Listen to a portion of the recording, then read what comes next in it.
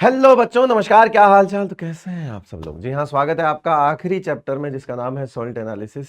ये बिल्कुल practical approach वाला है। जितना मैं आपको पढ़ा रहा हूँ उतना ही पढ़ना है, और जो जो टेस्ट हमारे सिलेबस में है, जो जो आयन्स हमारे सिलेबस में है, वही हमें पढ़ने हैं। ठीक है, तो नीट का सिलेबस भी मैं इसमें आपको बताऊंगा कि कौन कौन से आयन्स है, कौन कौन से नहीं है। आपको एक पीडीएफ जो है वो एनसीईआरटी की अपलोड होगी। उस पीडीएफ में वो तो क्या है कि पूरा आपके बोर्ड के हिसाब से है, स्कूल के हिसाब से, उसमें सारे आयन्स हैं।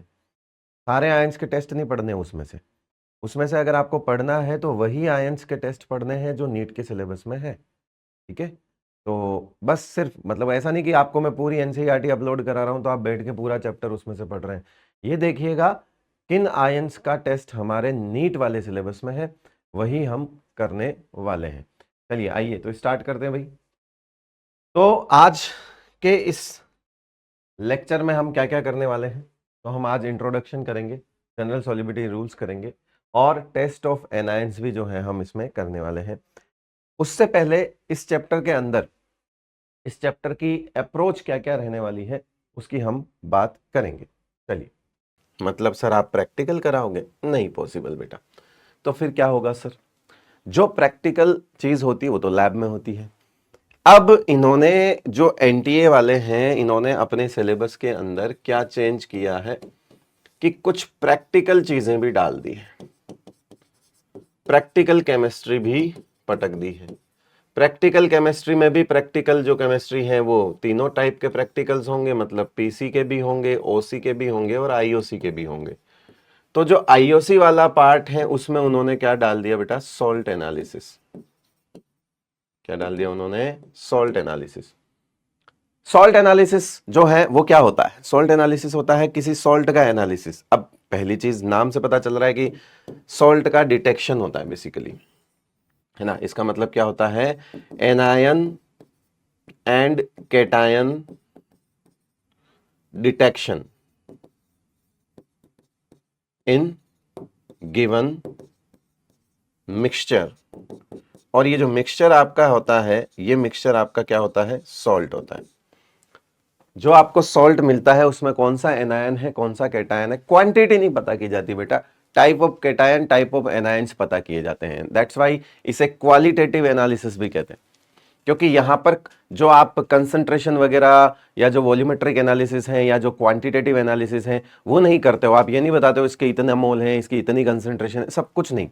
आपको सिर्फ उस सैंपल के अंदर ये पता करना होता है कि इसके अंदर किस तरह के कैटायंस प्रेजेंट है, किस तरह के एनायंस प्रेजेंट है। एंड दैट्स वाई इसे क्वालिटेटिव एनालिसिस कहा जाता है। क्या कहा जाता है बेटा? इसका qualitative analysis. Completely practical approach है, ये तो हमें समझ आ गया। कंप्लीट क्या है? कंप्लीट प्रैक्टिकल अप्रोच है। क्यों किया ऐसा एनटीए ने? क्योंकि स्कूल्स के अंदर प्रैक्टिकल तो बच्चा करता ही है, और एनटीए तो यही सोचता है कि सारे बच्चे स्कूल जाते हैं। वो अलग बात है कि हमारे देश में कुछ चीज़ें ऐसी चलती हैं जिसमें स्कूल जाना नहीं पड़ता, और ठीक है मान लीजिए वो काम हो जाता है। लेकिन ये सही सिस्टम तो नहीं है। अगर हम बात करें सच की, तो सच तो यही है कि स्कूल जाना चाहिए, और अगर स्कूल जाना चाहिए तो प्रैक्टिकल करना भी आना चाहिए, और प्रैक्टिकल करना आना चाहिए तो फिर वो नीट के एग्जाम में सिलेबस दे दो, इससे पता लग जाएगा कि बच्चे के प्रैक्टिकल नॉलेज कितनी है, क्या है। ये सारी चीज़ें सोच के ही मुझे लगता है डिसीजन लिया गया होगा, क्योंकि वो तो बेटा यही मान के बैठे हैं ना कि तुम स्कूल गए ही हो। आप में से बहुत सारे बच्चे मुझे पता है नहीं जाते हैं स्कूल। इसमें आप बच्चों की कोई गलती नहीं है, पहले तो मैं ये बताता हूँ। इसमें आप बच्चों की कोई गलती नहीं है। ये कई बार होता है कि कई जगहों पे सिस्टम शुरू से ऐसा बन जाता है कि ठीक है हम उस सिस्टम के ही पार्ट होते हैं तो हमें वही चीज़ें करनी रहती है।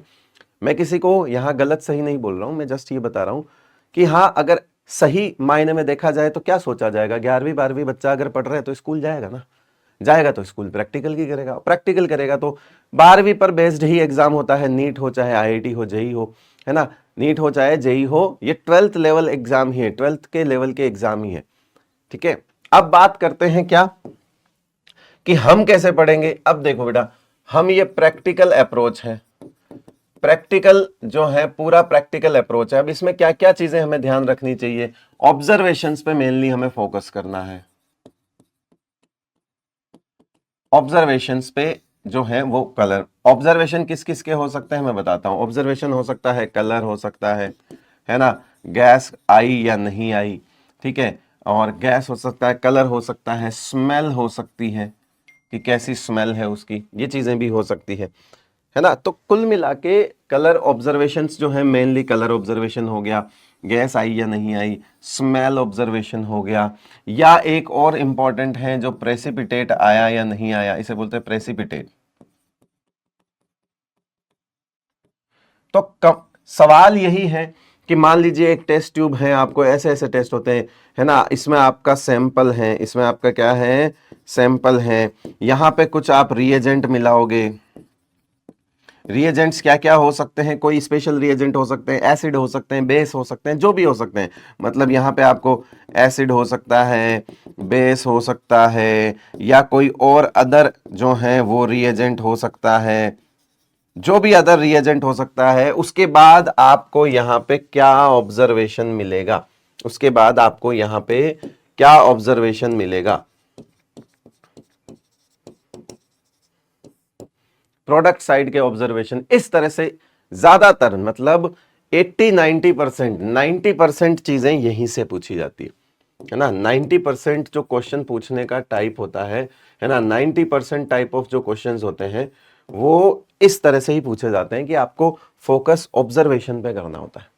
क्या बनेगा, कौन सी गैस बनेगी, बनेगी या नहीं बनेगी, प्रेसिपिटेट बनेगा या नहीं बनेगा, है ना, प्रेसिपिटेट है या नो पीपीटी है, ये इस तरह की चीजें चलेगी। कलर आया या नहीं आया, गैस आई या नहीं आई, स्मेल आई या नहीं आई, इस तरह के कुछ ऑब्जर्वेशंस होंगे, इस तरह के कुछ भी ऑब्जर्वेशंस होंगे।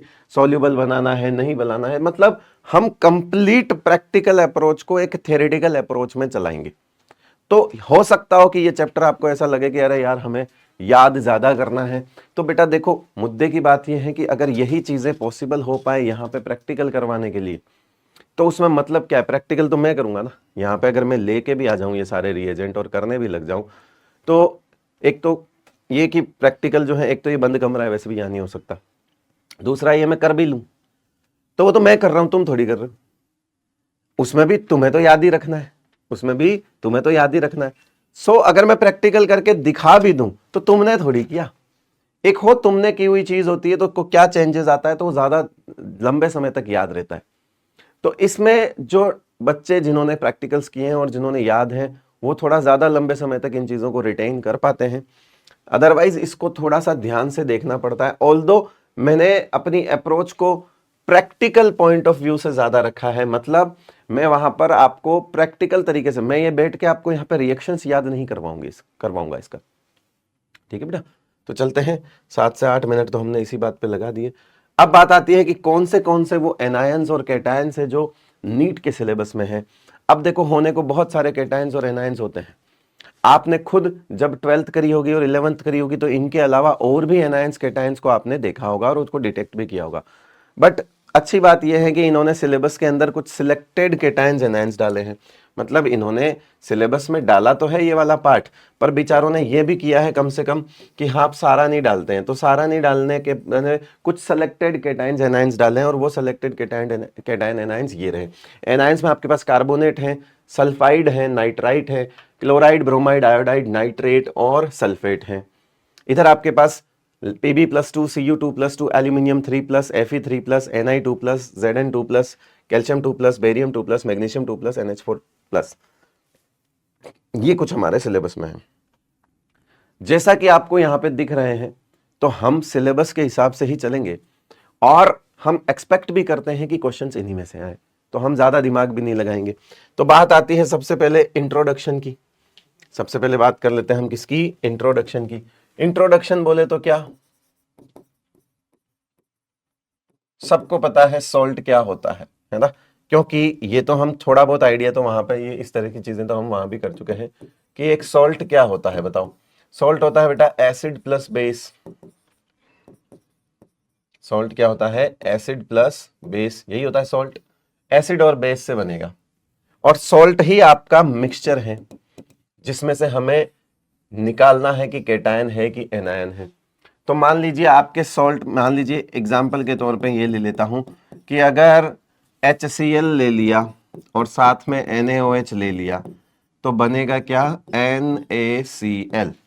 अब इस NaCl में केटायन भी है और एनायन भी है। Na प्लस है, ये केटायन है। इसे बेसिक रेडिकल भी बोला जाता है। बेसिक रेडिकल क्यों बोला गया? क्योंकि ये बेस से आया है बेटा, है ना।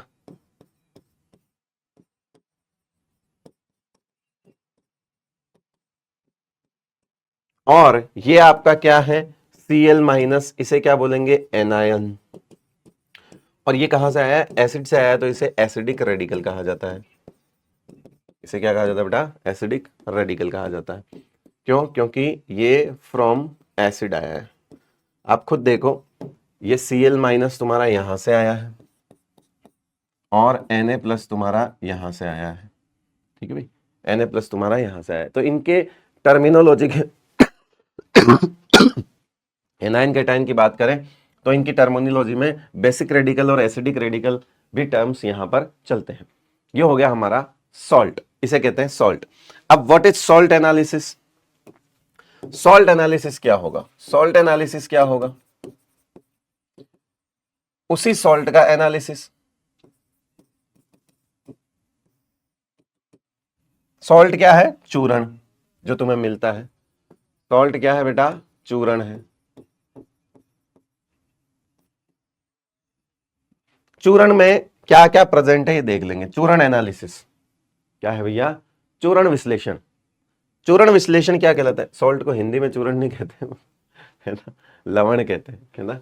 मैंने तो चूर्ण लिख दिया, ठीक है, मैं तो देसी भाषा में लिखा हुआ है। तो ये जो चूर्ण हमें मिला हुआ है, इसकी चलो हटा ही देता हूँ, फिर कल को अकेले की सर इसको मास्टर। लवण होता है बेटा सॉल्ट का मतलब, ठीक है। सॉल्ट एनालिसिस का मतलब होता है डिटेक्शन ऑफ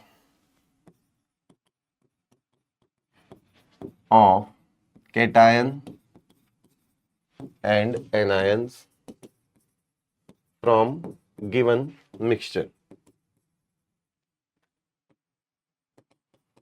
अब सर किसी का भी पहले कर ले, केटायन का कर ले या एनायन का कर ले, ना ना ना, पहले किया जाता है एनायंस का। ओ, मतलब पहले जो डिटेक्शन है वो एनायंस का होगा। सर ऐसा क्यों? पहले डिटेक्शन एनायंस का क्यों हुआ? क्योंकि एनायंस जो हैं वो कुछ जगहों पर क्या होते हैं? एनायंस जो हैं वो कुछ जगहों पर क्या होते हैं बेटा? एनायंस जो होते हैं वो आपके, हाँ यहीं पे था ना, ये वाली स्लाइड ही थी कि सर पहले किसका करें, है ना, पहले किसका करें? डिटेक्शन जो है, डिटेक्शन जो है वो पहले किसका करें? एनायन का करें या केटायन का करें? किसका करें? एनायन का करें या केटायन का करें? डिटेक्शन किसका करें बताओ। तो सर इसमें आता है कि टेस्ट ऑफ एनायंस जो होता है ना बेटा, वो पहले परफॉर्म किया जाता है। याद रखना, पहला क्या है? नोट लगा के लिख दो, नोट लगा के लिख दो, test of anions performed first followed by test of cations। Reason क्या है? Reason to remove, to detect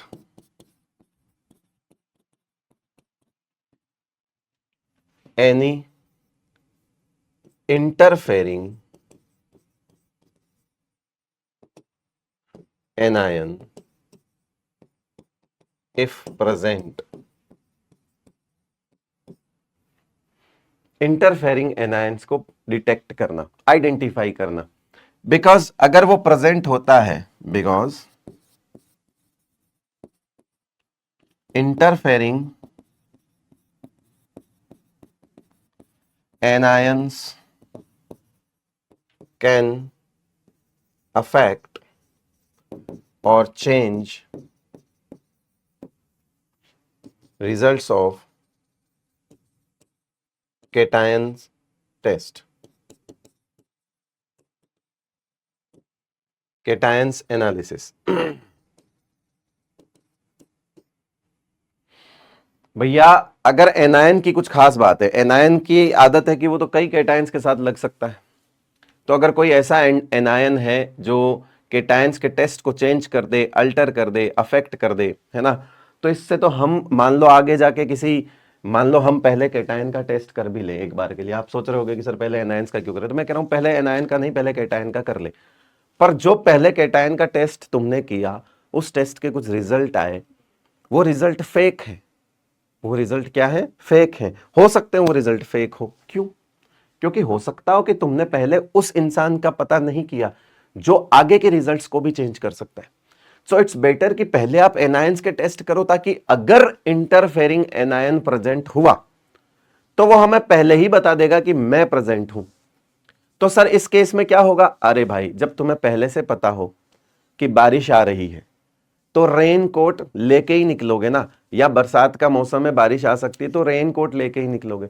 जब तुम्हें पहले से पता है कि जहां जा रहे हैं वहां मिट्टी बहुत उड़ती है, तो मास्क लगा के या चश्मा लगा के पहले ही घर से निकलोगे ना।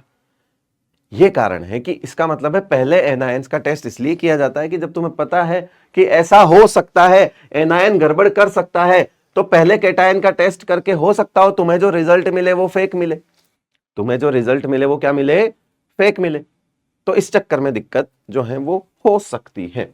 सो एनीवेज ये चीज तो समझ आ गई। अब यहां पे एक सवाल आता है कि अरे यार सर, एग्जाम्पल ऑफ ये कौन कौन से होते हैं? एग्जाम्पल हमें पता होना चाहिए, है ना। एग्जाम्पल नहीं, मतलब एग्जाम्पल ऑफ इंटरफेरिंग एनायंस।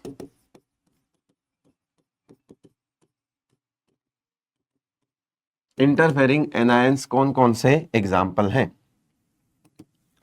ठीक है, एक ट्रिक लिखता हूं बेटा, है ना। एक ट्रिक लिखता हूं, BAPS, है ना, BAPSOFT।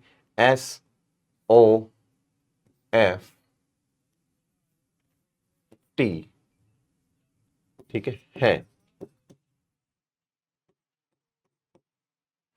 याद करने का तरीका है, बाप सॉफ्ट है।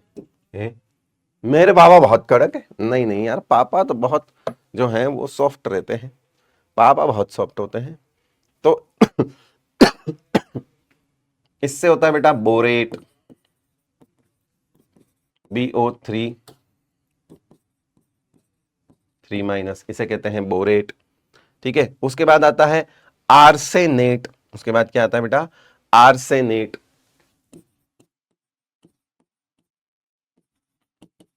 आर्सेनेट, आर्सेनेट क्या होता है? जैसे नाइट्रेट होता है वैसे आर्सेनेट होता है।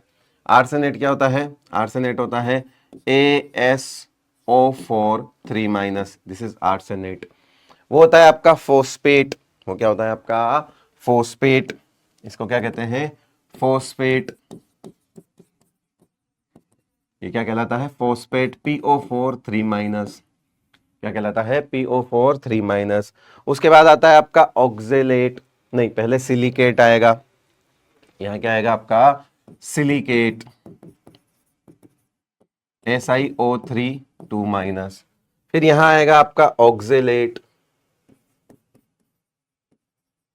ये तो जानते हो C2O4 2-, लिगेंड बहुत पड़ा है इसको।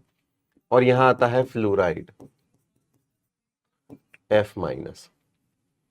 तो इसको याद करने का तरीका है, बाप सॉफ्ट है। क्या है? क्या याद करोगे बेटा? बाप सॉफ्ट है। ठीक है भाई, ये इंटरफेरिंग एनायंस होते हैं, इनको पहले पहचानना बहुत जरूरी है। इनको पहले पहचानना क्या है बेटा? बहुत ज्यादा जरूरी है। अब आते हैं एनायंस। एनायंस की बात कर रहे हैं तो सबसे पहले हेडिंग लगा दीजिए क्लासिफिकेशन ऑफ एनायंस। सबसे पहले क्या लगा देंगे? Classification of anions. As such मैं बता दूं कि कोई स्पेसिफिक या स्ट्रिक्ट क्लासिफिकेशन कैटायंस की तरह इनका कोई इतना मतलब कह सकते हैं कि बहुत ज्यादा क्लासिफिकेशन वाली बात नहीं है, लेकिन हम फिर भी इसको देखेंगे। आ जाइए। तो मेजरली इसको क्लास ए और क्लास बी दो ग्रुप में डिवाइड किया गया बेटा। एक होते हैं क्लास ए एनायंस और एक होते हैं क्लास बी एनायंस। बोले सर ये किस पर बेस्ड किया गया है? ये बेस किया गया है कि जो भी आपका चूर्ण है, मतलब जो आपका सॉल्ट है ना, आपने एक टेस्ट ट्यूब ली, सीधा उसमें थोड़ा सा पिंच ऑफ सॉल्ट डाला, पिंच ऑफ चूर्ण आपने डाला उसमें, और उसके बाद आपने उसमें एसिड मिला दिया। क्या मिला दिया? एसिड मिला दिया। एसिड मिलाने पर या तो कोई गैस निकलेगी या कोई गैस नहीं निकलेगी। दो ऑब्जर्वेशन देखने हैं। पिंच ऑफ सॉल्ट लिया, एसिड मिलाया, या तो कोई गैस निकलेगी या नहीं निकलेगी। अगर कोई गैस निकलती है तो वो क्लास ए में है, और अगर गैस नहीं निकलती है तो वो क्लास बी में है। So on the basis of only one simple observation हमने उसे क्लासिफाई कर दिया। इनके लिए लिख दिया give volatile product with acid, जबकि यहां पे लिख दिया do not give volatile product with acid. ये हो गए क्लास ए क्लास बी आपकी क्लासिफाई हो गई। ठीक है भाई, क्लास ए और क्लास बी आपका क्लासिफाई हो गया। ये देंगे प्रोडक्ट वोलेटाइल प्रोडक्ट, और वो वोलेटाइल प्रोडक्ट नहीं देंगे। इसके अंदर भी दो हैं, एक है सब ग्रुप फर्स्ट और एक है सब ग्रुप सेकंड। क्लास ए के अंदर भी दो हैं, सब ग्रुप फर्स्ट और सब ग्रुप सेकंड। सब ग्रुप फर्स्ट और सब ग्रुप सेकंड। अब इनमें क्या है, सब ग्रुप फर्स्ट वाले वो होते हैं जो एसिड देते हैं, एसिड नहीं, give volatile product with dilute HCl, dilute H2SO4। मतलब बेसिकली ये डाइल्यूट H2SO4 और डाइल्यूट HCl के साथ अगर कोई गैस के प्रोडक्ट आ जाए तो ये होते हैं। इनमें कौन कौन होते हैं, इनमें कौन कौन से होते हैं? तो सबसे पहले जैसे हमारे सिलेबस में जो है वो है कार्बोनेट है ना, साथ साथ आपको याद रख जाएगा बाई कार्बोनेट याद रह जाएगा। ठीक है बेटा। उसके बाद हमारे सिलेबस में नाइट्राइट जो है वो इसी में है। उसके अलावा सल्फाइड भी हमारे सिलेबस में है। साथ साथ में आप इसको सल्फाइट, ये हमारे सिलेबस में नहीं है ऑल्दो, सल्फाइट है और बाई सल्फाइड भी है HSO3-। इसके अलावा हमारे पास इसमें एसीटेट आयन है बेटा, ये भी इसी में है। इसके अलावा इसमें क्या है, हमारा एसीटेट आयन है, वो भी क्या है, इसी में है। ये सारे जो रिएजेंट हैं ये इसके लिए बेसिकली ग्रुप रिएजेंट ये हो गया है ना। ये क्या हो गया, एक तरह से ये जो डाइल्यूट HCl और डाइल्यूट H2SO4 है, ये क्या हो गया, इस ग्रुप का रिएजेंट हो गया, सब ग्रुप 1 का। जबकि इधर क्या है, ये कॉन्सेंट्रेट H2SO4 के साथ क्या करते हैं, ये करते हैं, है ना, give volatile product with concentrate H2SO4। इनके एग्जाम्पल कौन कौन से हैं, यहां पे आपका नाइट्रेट हो गया बेटा, है ना, F-Cl-, Br-, I-, है ना। ऑक्जेलेट इसी में होता है C2O4 2-, एटसेट्रा। जिसमें से मैं जिन पर स्टार लगा रहा हूं वो हमारे सिलेबस में है 1, 2, 3, 4। ठीक है, इधर से मैं स्टार लगा रहा हूं इस पे कार्बोनेट पे, इस पे नाइट्राइट पे और इस पे सल्फाइड पे, ये हमारे सिलेबस में है। मतलब ठीक है, क्लासिफिकेशन में तो हमें दूसरे भी ध्यान रखने चाहिए, है ना। क्लासिफिकेशन में तो हम जो हमारे सिलेबस में है उसके अकॉर्डिंग भी हम अलग रख सकते हैं। यहां पर भी फिर से वही सब ग्रुप 1 और सब ग्रुप फर्स्ट, और यहां पे भी सब ग्रुप 2 की हम बात कर सकते हैं।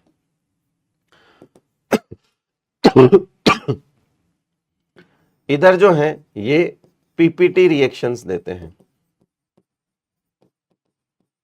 गैस वैस तो इधर आएगी नहीं क्योंकि वो तो क्लास ए ही है। और इधर यहां रेडॉक्स रिएक्शन देते हैं। इस पीपीटी रिएक्शन में से हमारे पास एक सल्फेट है जो हमारे सिलेबस में है। इसके अलावा इसमें फॉस्फेट भी होता है, इसके अलावा इसमें फॉस्फेट भी होता है। और इसके अलावा जैसे यहाँ पे अगर हम बात करें तो हमने ढेर सारा MnO4 माइनस की रिडॉक्स रिएक्शंस पढ़ी हैं, हमें पता है ना। Cr2O7 2 माइनस भी हमने पढ़ा है जो कि रिडॉक्स चेंजेस बहुत सारा देता है, हमने देखा है ना ये सारी चीज़ों को, है ना। CrO4 2 माइनस भी हमने देखा है, ठीक है। इसके अलावा यहाँ पे आर्सेनाइड भी होता है,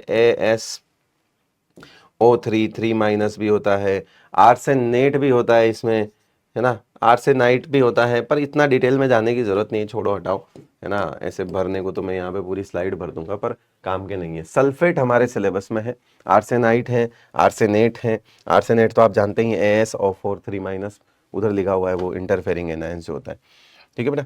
तो ये पीपीटी रिएक्शंस देते हैं और इस पूरे क्लास बी में से हमारे पास हमारे सिलेबस में सिर्फ ये सल्फेट है जो मौजूद है। इसके अलावा जो स्टार लगा रखे हैं वो भी हमारे सिलेबस में मौजूद है। सो क्लासिफिकेशन ऑफ एनायंस हमारे पास आ चुका है। अब एनायंस के दो टेस्ट होते हैं बेटा। एनायंस के क्या होते हैं, दो टेस्ट होते हैं। एनायंस के किस तरह के टेस्ट होते हैं कि जो अगर हम बात करते हैं तो टेस्ट ऑफ एनायंस की अगर हम बात करें तो टेस्ट ऑफ एनायंस की अगर हम बात करें तो दो तरह से होता है। एक होता है प्रीलिमिनरी और एक होता है कंफर्मेटरी। इसे ड्राई टेस्ट भी कहते हैं, प्रीलिमिनरी टेस्ट,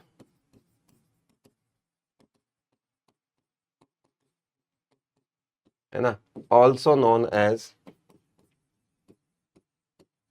ड्राई टेस्ट। मतलब सिर्फ पिंच ऑफ सॉल्ट लेना है आपको और एसिड डालना है, ठीक है। क्लास ए, क्लास बी, सब ग्रुप 1, सब ग्रुप 2, यहां तक का क्लासिफिकेशन अगर आप कर लेते हो तो उसे कहा जाता है टेस्ट, प्रीलिमिनरी टेस्ट। और उन्हीं को आगे अगर हम कैरी फॉरवर्ड करें तो कुछ स्पेसिफिक टेस्ट होता है। तो एक तो होता है कि ये हाँ प्रेजेंट हो सकता है, जो कि क्या कर सकता है, ये बता सकता है। प्रीलिमिनरी टेस्ट क्या बता सकते हैं, प्रीलिमिनरी टेस्ट बता सकते हैं कि ये क्लास ए का है या क्लास बी का है या ये क्लास ए में सब ग्रुप 1 का है या सब ग्रुप 2 का है। ये प्रीलिमिनरी टेस्ट के काम है, यहां तक ये चीजें हो जाती है। उसके बाद कुछ ढेर सारे एनायंस कैटायंस में से बता सकता है कि ये हो सकते हैं, क्योंकि अगर किसी के दो के ऑब्जर्वेशन सेम है तो हम किसी एक पे नहीं पहुंच सकते कि नहीं यही है, दोनों हो सकते हैं।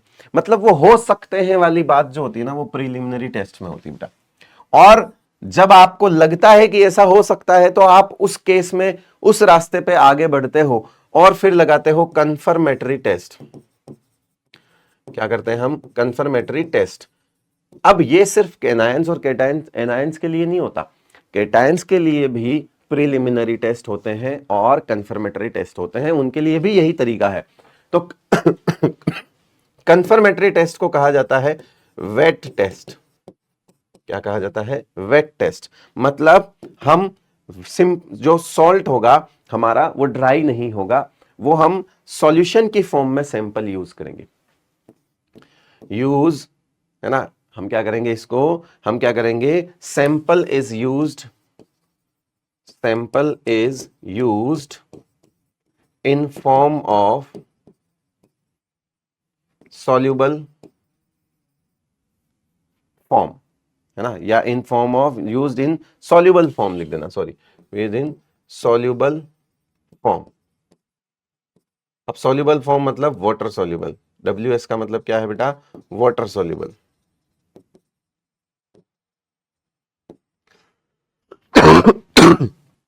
ये फर्क है ना। ये क्या कर रहे हैं कि इसमें क्या होता है कि जनरली जो सैंपल होता है वो क्या करता है, हम उसको सॉल्युबल फॉर्म में लेते हैं। दो चीजें मैं आपको बताता हूं, एक है यहां तुमने वो ड्राई डाल दिया और ऊपर डायरेक्ट एसिड डाल के काम कर रहे हो, वो प्रीलिमिनरी टेस्ट के आसपास चला जाता है ना, वैसा हो जाता है। फिर तुमने क्या किया कि इसी को पहले सॉल्युबल बना दिया, मेक सॉल्युबल, वाटर सॉल्युबल। इसको क्या करोगे, वाटर सॉल्युबल बनाओगे। जब वाटर सॉल्युबल बनाओगे तो ये सॉल्युबल फॉर्म में आ जाएगा। अब तुम्हारा सैंपल ऐसे ड्राई नहीं पड़ा है, ये किसी तुम्हारे जो एनायंस कैटायंस है अब वो पानी में तैर रहे हैं। अभी तुम्हारे एनायंस कैटायंस ऐसे पड़े थे, अब तुम्हें पानी में तैर रहे हैं। अब तुम इसको यूज करोगे एज ए सैंपल, आगे फर्दर और अलग अलग टेस्ट लगाओगे, तो वो जनरली किस में आता है, कंफर्मेटरी टेस्ट में आता है। इसीलिए इसे वेट टेस्ट भी कहा जाता है। इसीलिए इसे क्या कहा जाता है बेटा, वेट टेस्ट भी कहा जाता है। एनीवेज आगे बढ़ते हैं। अब बात आती है सर, आपने यहाँ पर एक वर्ड लिखा वाटर सोल्यूबल, वाटर इनसोल्यूबल, तो सर हमें कैसे पता चलेगा कि सोल्यूबल कौन सा सोल्यूबल? तो एक चीज बताता हूं मैं तुमको, है ना, उसके बाद मैं आपको एक ढेर सारी चीज दूंगा जो आपको वीडियो रोक के, है ना, वीडियो रोक के उसको आपको लर्न करनी है, रुकना है आपको वीडियो में बकायदा, और वो चीज पहले याद करनी है, क्योंकि रिकॉर्डिंग है तो ये मेरी मजबूरी है कि मैं क्या करूं, इसको लाइव होता तो मैं छोड़ के चला जाता कि बेटा होमवर्क है। मैं बात करूंगा यहाँ पे कुछ सॉल्युबिलिटी की। सॉल्युबिलिटी में हमारे पास एक होता है वाटर सॉल्युबल, एक होता है वाटर इनसॉल्युबल, इसे कहते हैं वाटर सॉल्युबल और ये होता है वाटर इनसॉल्युबल। सॉल्युबिलिटी जो है वो डिसाइड होती है किससे? केएसपी से। सॉल्युबिलिटी किससे डिसाइड होती है बेटा? केएसपी से, सॉल्युबिलिटी प्रोडक्ट। इफ केएसपी ज्यादा है, इफ केएसपी इंक्रीज होगी तो सॉल्युबिलिटी इंक्रीज होगी, और अगर इफ केएसपी कम होगी तो सॉल्युबिलिटी डिक्रीज होगी। सॉल्युबिलिटी जब भी डिक्रीज होती है तो प्रेसिपिटेशन आना स्टार्ट हो जाता है। प्रेसिपिटेशन टेंडेंसी जो है वो इंक्रीज होगी, यानी कि वो प्रेसिपिटेट बनाना शुरू करेंगे। अब सर ये तो हम कैसे बताएंगे? ऑब्वियसली डेटा बेस्ड है ये सॉल्युबिलिटी, जो क्या है, बेस्ड ऑन, आप ये देख के नहीं बता सकते, बेस्ड ऑन केएसपी डेटा, है ना, वैल्यू, केएसपी का वैल्यू पर बेस्ड होता है। लेकिन कुछ रूल्स हैं, कुछ ट्रिक्स हैं जिससे मैं आपको चीज सिखा सकता हूं। तो अगली 3-4 स्लाइड्स आपको क्या करनी है, वीडियो रोक के नोट करनी है और याद भी करनी है। ये रही वो slides. General solubility rules, carbonates की बात करते हैं। जितने कार्बोनेट सॉल्ट्स होते हैं वो लगभग वाटर इनसॉल्युबल होते हैं, कुछ को छोड़ दो। उन कुछ में कौन है? लोफाई। अरे सर ये लोफाई तो कहीं सुना था, हाँ फजान रूल में सुना था। फजान रूल में ये बताया था कि ऐसे केटायंस जिनकी साइज बड़ी हो वो कोवेलेंट कैरेक्टर नहीं ला सकते, है ना, तो वो उनके अंदर आयनिक कैरेक्टर ही ज्यादा रहता है। तो इसका मतलब हुआ कि सर ये Na+, K+, Rb+ और Cesium+, मतलब all carbonates are water insoluble. But अगर सोडियम कार्बोनेट है, पोटेशियम कार्बोनेट है, रुबिडियम कार्बोनेट है, और या फिर सीजियम कार्बोनेट है, या फिर अमोनियम कार्बोनेट है, तो अमोनियम तो हर जगह ही आपको सोल्यूबल मिल जाएगा। अमोनियम के साथ कुछ भी लगा लो वो सोल्यूबल हो जाता है। अमोनियम के साथ क्या करो, कुछ भी लगा लो वो सोल्यूबल हो जाता है। तो याद रखना क्या कह रहा है, all carbonates are water insoluble, इनको छोड़ के। Li2CO3 जो है वो स्क्रीनशॉट ले लेता है, स्क्रीनशॉट नहीं है बेटा, स्पेरेंगली सोल्यूबल होता है, जो कि पार्शियल सोल्यूबल कहते हैं, मतलब तोड़ा तोड़ा गुलता है। कैसे गुलता है? तोड़ा तोड़ा गुलता है। फिर यहां सल्फाइट जो कि हमारे सिलेबस में नहीं है पर सेम एज कार्बोनेट है, तो ठीक है इसकी इतनी चिंता मत करो, पर हाँ सेम एज कार्बोनेट लिख दिया मतलब दोबारा वापस से वही चीज है। बाइकार्बोनेट है, बाइकार्बोनेट सारे के सारे वाटर सोल्यूबल होते हैं। एक सोडियम बाइकार्बोनेट स्पेरेंगली सोल्यूबल होता है, ठीक है, और ये बाइकार्बोनेट्स पानी के साथ जाके हाइड्रोजन बॉन्डिंग करते हैं, इस वजह से ये पानी में घुलते हैं। फिर आता है बाइसल्फाइट, सेम एज बाइकार्बोनेट, मतलब कार्बोनेट के नीचे sulphite, sulphite same as carbonate, bisulphite same as bicarbonate. तो इस पूरी स्लाइड पे ज्यादा क्या है ध्यान रखने का, ये वाला कि आपसे पूछे कार्बोनेट्स की टेंडेंसी क्या होती है, कि लगभग सारे कार्बोनेट्स वाटर में नहीं घुलते हैं, वाटर इनसोल्यूबल ही होते हैं, मगर लो-फाई कार्बोनेट्स और क्या होते हैं, अमोनियम कार्बोनेट्स जो होते हैं वो क्या होते हैं, सॉल्यूबल होते हैं। फिर आता है हमारे पास सल्फाइड, सल्फाइड सारे इनसोल्यूबल होते हैं, इनको छोड़ के, एस ब्लॉक वालों को छोड़ के और अमोनियम को छोड़ के। अब इसमें एस ब्लॉक वाले सारे आ गए, सारा एस ब्लॉक, फर्स्ट ग्रुप और सेकंड ग्रुप सारे आ गए, ठीक है। बोले सर यार इनसॉल्युबल है तो ऐसा थोड़ी है कि सारे के सारे इनसॉल्युबल है, तो कोई कम ज्यादा। तो तुमने बोला कि एक काम कर, टॉप के मोस्ट इनसॉल्युबल ढूंढ के बता। इनसॉल्युबल तो सारे ही है, लेकिन तुमने पूछा कि ऐसा बता जिनकी केएसपी बहुत लो है मास्टर, हमको ऐसा बता। तो हमने कहा ले भाई, होगी पंजाबी कुड़ियां सीधी बिंदास। कैसे याद रखोगे? होगी पंजाबी कुड़ियां सीधी बिंदास, Hg2+, Pb2+, Cu2+, कैडमियम +2 और Bi+3। ये ऐसे कैटायंस हैं, अगर तुम इनके सल्फाइड्स यूज करते हो, HgS, Cus, Pbs, CdS, Bi2S3, ये हैं वो, है ना। तो ये तुरंत आके क्या कर देते हैं, अपना प्रेसिपिटेट दिखा देते हैं। सभी दिखाएंगे उनको छोड़ के, ये तो नहीं दिखाएंगे, लेकिन बाकी सब दिखाएंगे। लेकिन बाकी सब में जो सबसे आगे होंगे रेस में, वो होगी पंजाबी कुड़ियां सीधी बिंदास। फिर आता है हाइड्रोक्साइड। हाइड्रोक्साइड जो है वो वाटर इनसोल्यूबल ही होते हैं। इसमें भी एक मोस्ट इनसोल्यूबल की कैटेगरी आएगी कि कुछ ऐसा बताओ जो भयंकर इनसोल्यूबल हो। आलू फेंका करो भयंकर इनसोल्यूबल होता है, एक्सेप्ट हाँ, इनमें भी ऐसे होते हैं जो घुल जाते हैं पानी में। जो वो होते हैं, एक तो सारे लो फाई, मतलब sodium hydroxide, potassium hydroxide, rubidium hydroxide, caesium hydroxide, ammonium hydroxide, और साथ में बीएससी भी ध्यान रखना बेटा। बोला बीएससी तो हम साथ में ही कर रहे हैं, नहीं नहीं, वो वाली BSC. BSC barium hydroxide, strontium hydroxide, calcium hydroxide. Barium hydroxide, strontium hydroxide, calcium hydroxide, ये भी सोल्यूबल होते हैं। कैसे बोलोगे? वापस बोलो।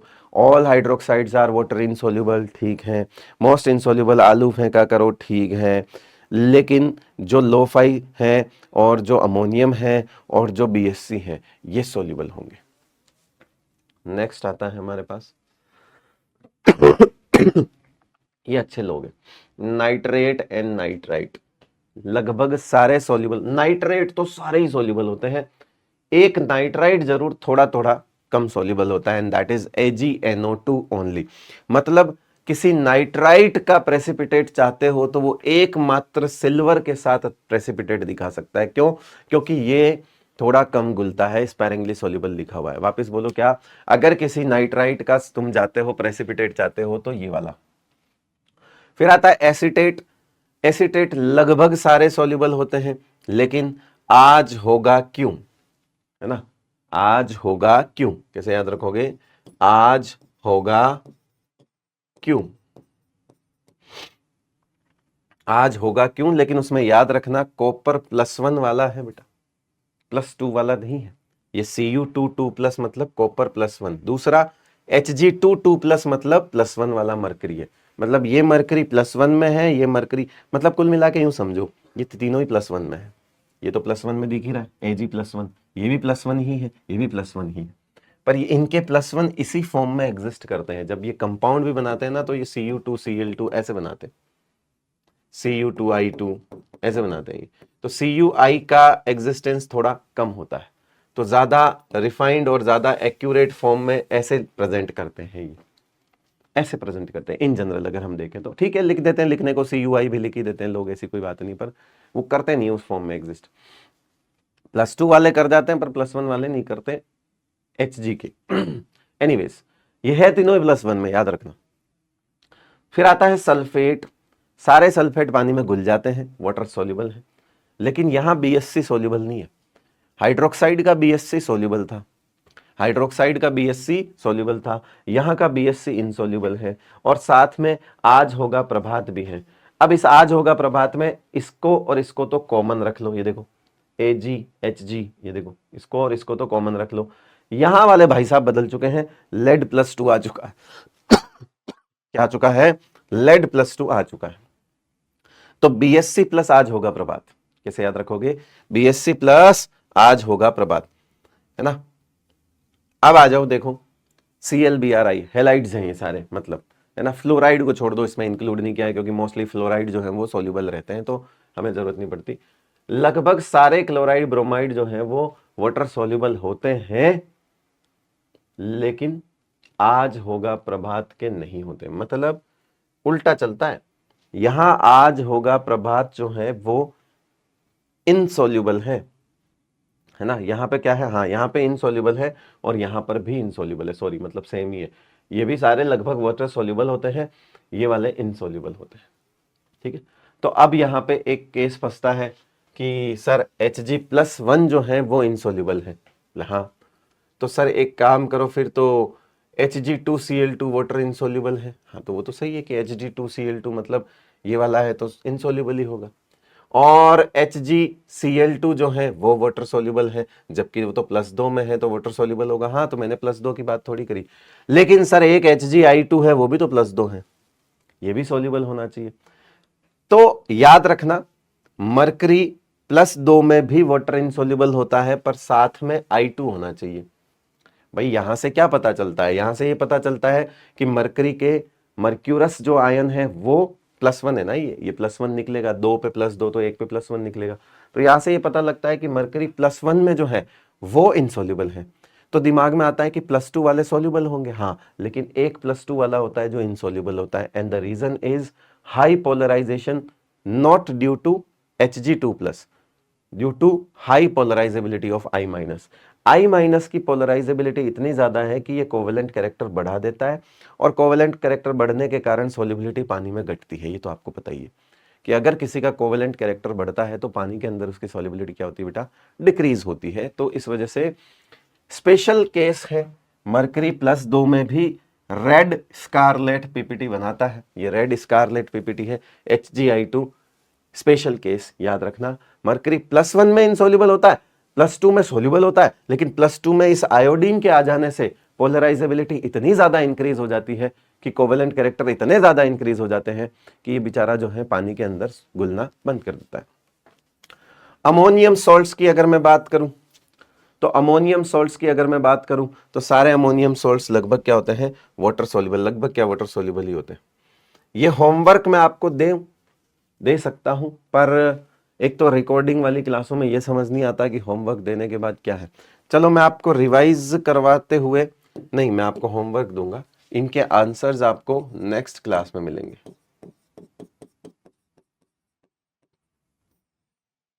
होमवर्क ही दूंगा, मतलब आपको क्या करना है कि पिछली जो ये 4 स्लाइडें हैं इनको बहुत अच्छे से लर्न करना है, ठीक है, क्योंकि इसके बाद आप एटलीस्ट 90% चीजों में ऐसे हो जाओगे कि इसका प्रेसिपिटेट आता है और इसका नहीं आता है, क्योंकि जो जो वाटर सॉल्युबल है वो प्रेसिपिटेट नहीं बनाएंगे, और जो जो वाटर सॉल्युबल नहीं है वो प्रेसिपिटेट बनाएंगे। आज मैं आपसे पूछूं, देखो मैं बताता हूं, आज मेरी बात सुनो, इसको कैसे देखते हैं आपके सामने एक चीज लिख देता हूं मैं, मान लीजिए मैंने लिख दिया AgCl, तो आज लगभग जो है सारे chloride bromide iodide water soluble होते हैं, लेकिन आज होगा प्रभात के नहीं होते तो प्रेसिपिटेट आएगा। आपके सामने लिख दिया बेरियम हाइड्रोक्साइड सॉल्युबल होगा या इनसॉल्युबल, बता दोगे वाटर सॉल्युबल है, क्योंकि BSC के हाइड्रोक्साइड वाटर सॉल्युबल होते हैं। लेकिन वहीं पे अगर मैंने लिख दिया MgOH का होल ट्वाइस तो वाटर इनसॉल्युबल हो जाएगा ना बेटा। अगर मैं लिख दूं BaSO4 तो वाटर इनसॉल्युबल हो जाएगा, लेकिन वहीं पे अगर मैं लिख दूं Na2SO4 तो वाटर सॉल्युबल हो जाएगा। इस तरह से यहां से पता चल रहा है ना ये सब, कौन सॉल्युबल कौन इनसॉल्युबल, मतलब आप ये सारी बात वाटर सॉल्युबल इनसॉल्युबल करके बता सकते हो। बोले हाँ बिल्कुल, और वही मैंने आपको होमवर्क दिया है। तो आपको ये 4-5 जो रूल्स मैंने दिए हैं, 4-5 स्लाइड्स पे जो 10-11 रूल्स हैं, वो 10-11 रूल्स बहुत अच्छे से करने, वरना तो इस चैप्टर का मजा नहीं आएगा बेटा। और फिर यहाँ पे WIWS लिखना है, WIWS लिखना है, ठीक है। कौन सॉल्युबल कौन इनसॉल्युबल, कौन सॉल्युबल कौन इनसॉल्युबल। Hgi2 को मैंने पहले ही स्टार मार्क कर रखा है। ये हो गई बात।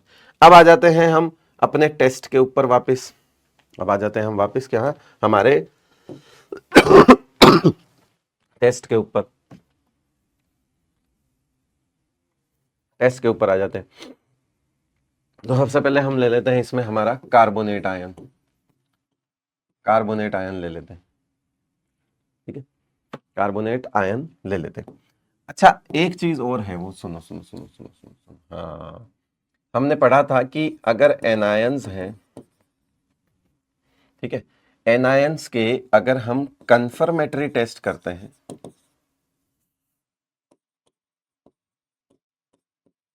उसके बाद ही कार्बोनेट शुरू करेंगे, तो दो चीज हमें समझ में आएगी। आप क्या करोगे कि इसमें आपका जो ये चूर्ण होगा, इसमें आप पानी डालोगे, इसमें आप क्या डालोगे, पानी डालोगे। तो आपके सामने दो चीजें होगी, या तो वो वाटर सोल्यूबल होगा या वो वाटर इनसोल्यूबल होगा।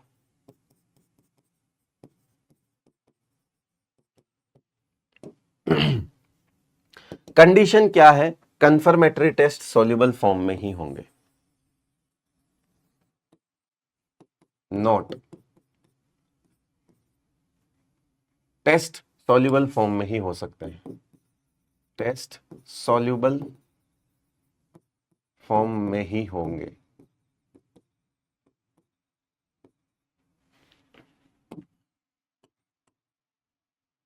टेस्ट सॉल्युबल फॉर्म में ही होंगे। तो आपने पानी मिलाया और घुल गया, बस फिर आपका तो काम हो गया, हमें तो सॉल्युबल फॉर्म में ही चाहिए, है ना। Use direct water extract then for test. और अगर वो वाटर इनसॉल्युबल हो गया तो, लेकिन टेस्ट तो सॉल्युबल फॉर्म में ही जाएगा सर, टेस्ट तो सॉल्युबल फॉर्म में ही जाएगा। अब टेस्ट सॉल्युबल फॉर्म में ही जाएगा तो इसका मतलब क्या है, इसका मतलब है कि इस वाटर इनसॉल्युबल फॉर्म को पहले क्या करेंगे, मेक सॉल्युबल फर्स्ट। इसे क्या करेंगे, सॉल्युबल बनाएंगे बाय सोडा एक्सट्रैक्ट, है ना। और क्या बनाना है हमको, बाय एडिंग Na2CO3। मतलब अब हम करेंगे इसमें क्या, Na2 मतलब कैसे बनाएंगे मैं बताता हूं। 1 पार्ट आपका 1:3, है ना। मतलब 1 पार्ट आपका क्या लेना है, 1 पार्ट आपका सॉल्ट रहेगा जो कि वाटर इनसॉल्युबल सॉल्ट होगा, है ना, प्लस 3 पार्ट आपका क्या रहेगा, Na2CO3 रहेगा बेटा, है ना। और साथ में क्या रहेगा, पानी। और इसको क्या किया जाएगा, एक ट्रे होती है पोर्सिलिन ट्रे या टेस्ट ट्यूब भी ले सकते हो, इस सारे सौदे को यहां पे गर्म किया जाएगा, यहां क्या किया जाएगा, गर्म किया जाएगा।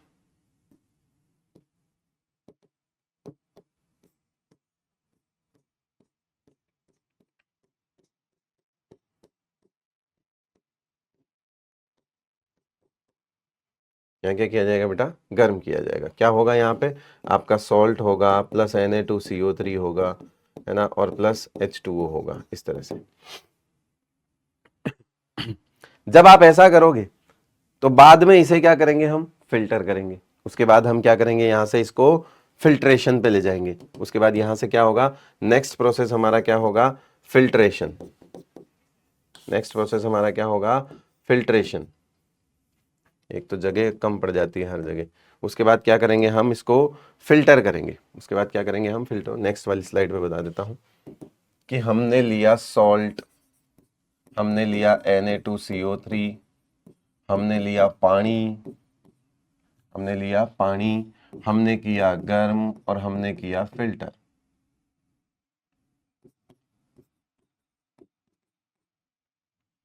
जो हमारे पास फिल्टर करने पर एक तो आएगा फिल्ट्रेट। फिल्ट्रेट मतलब चाय छानते हो, हाँ, तो जो चाय है वो फिल्ट्रेट है, और जो चाय की पत्ती बचती है वो रेजिड्यू है। और फिल्ट्रेट जो होगा वो हमारा सोडा एक्सट्रैक्ट सॉल्यूशन कहा जाएगा, सोडा एक्सट्रैक्ट सॉल्यूशन कहा जाएगा।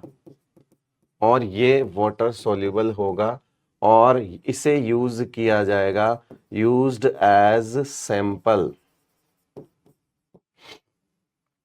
इसे किसको यूज किया जाएगा बेटा, सैंपल को यूज किया जाएगा। तो हमने क्या किया, हमने 1 पार्ट ले लिया, है ना, और 3 पार्ट ये ले लिया सोडियम कार्बोनेट।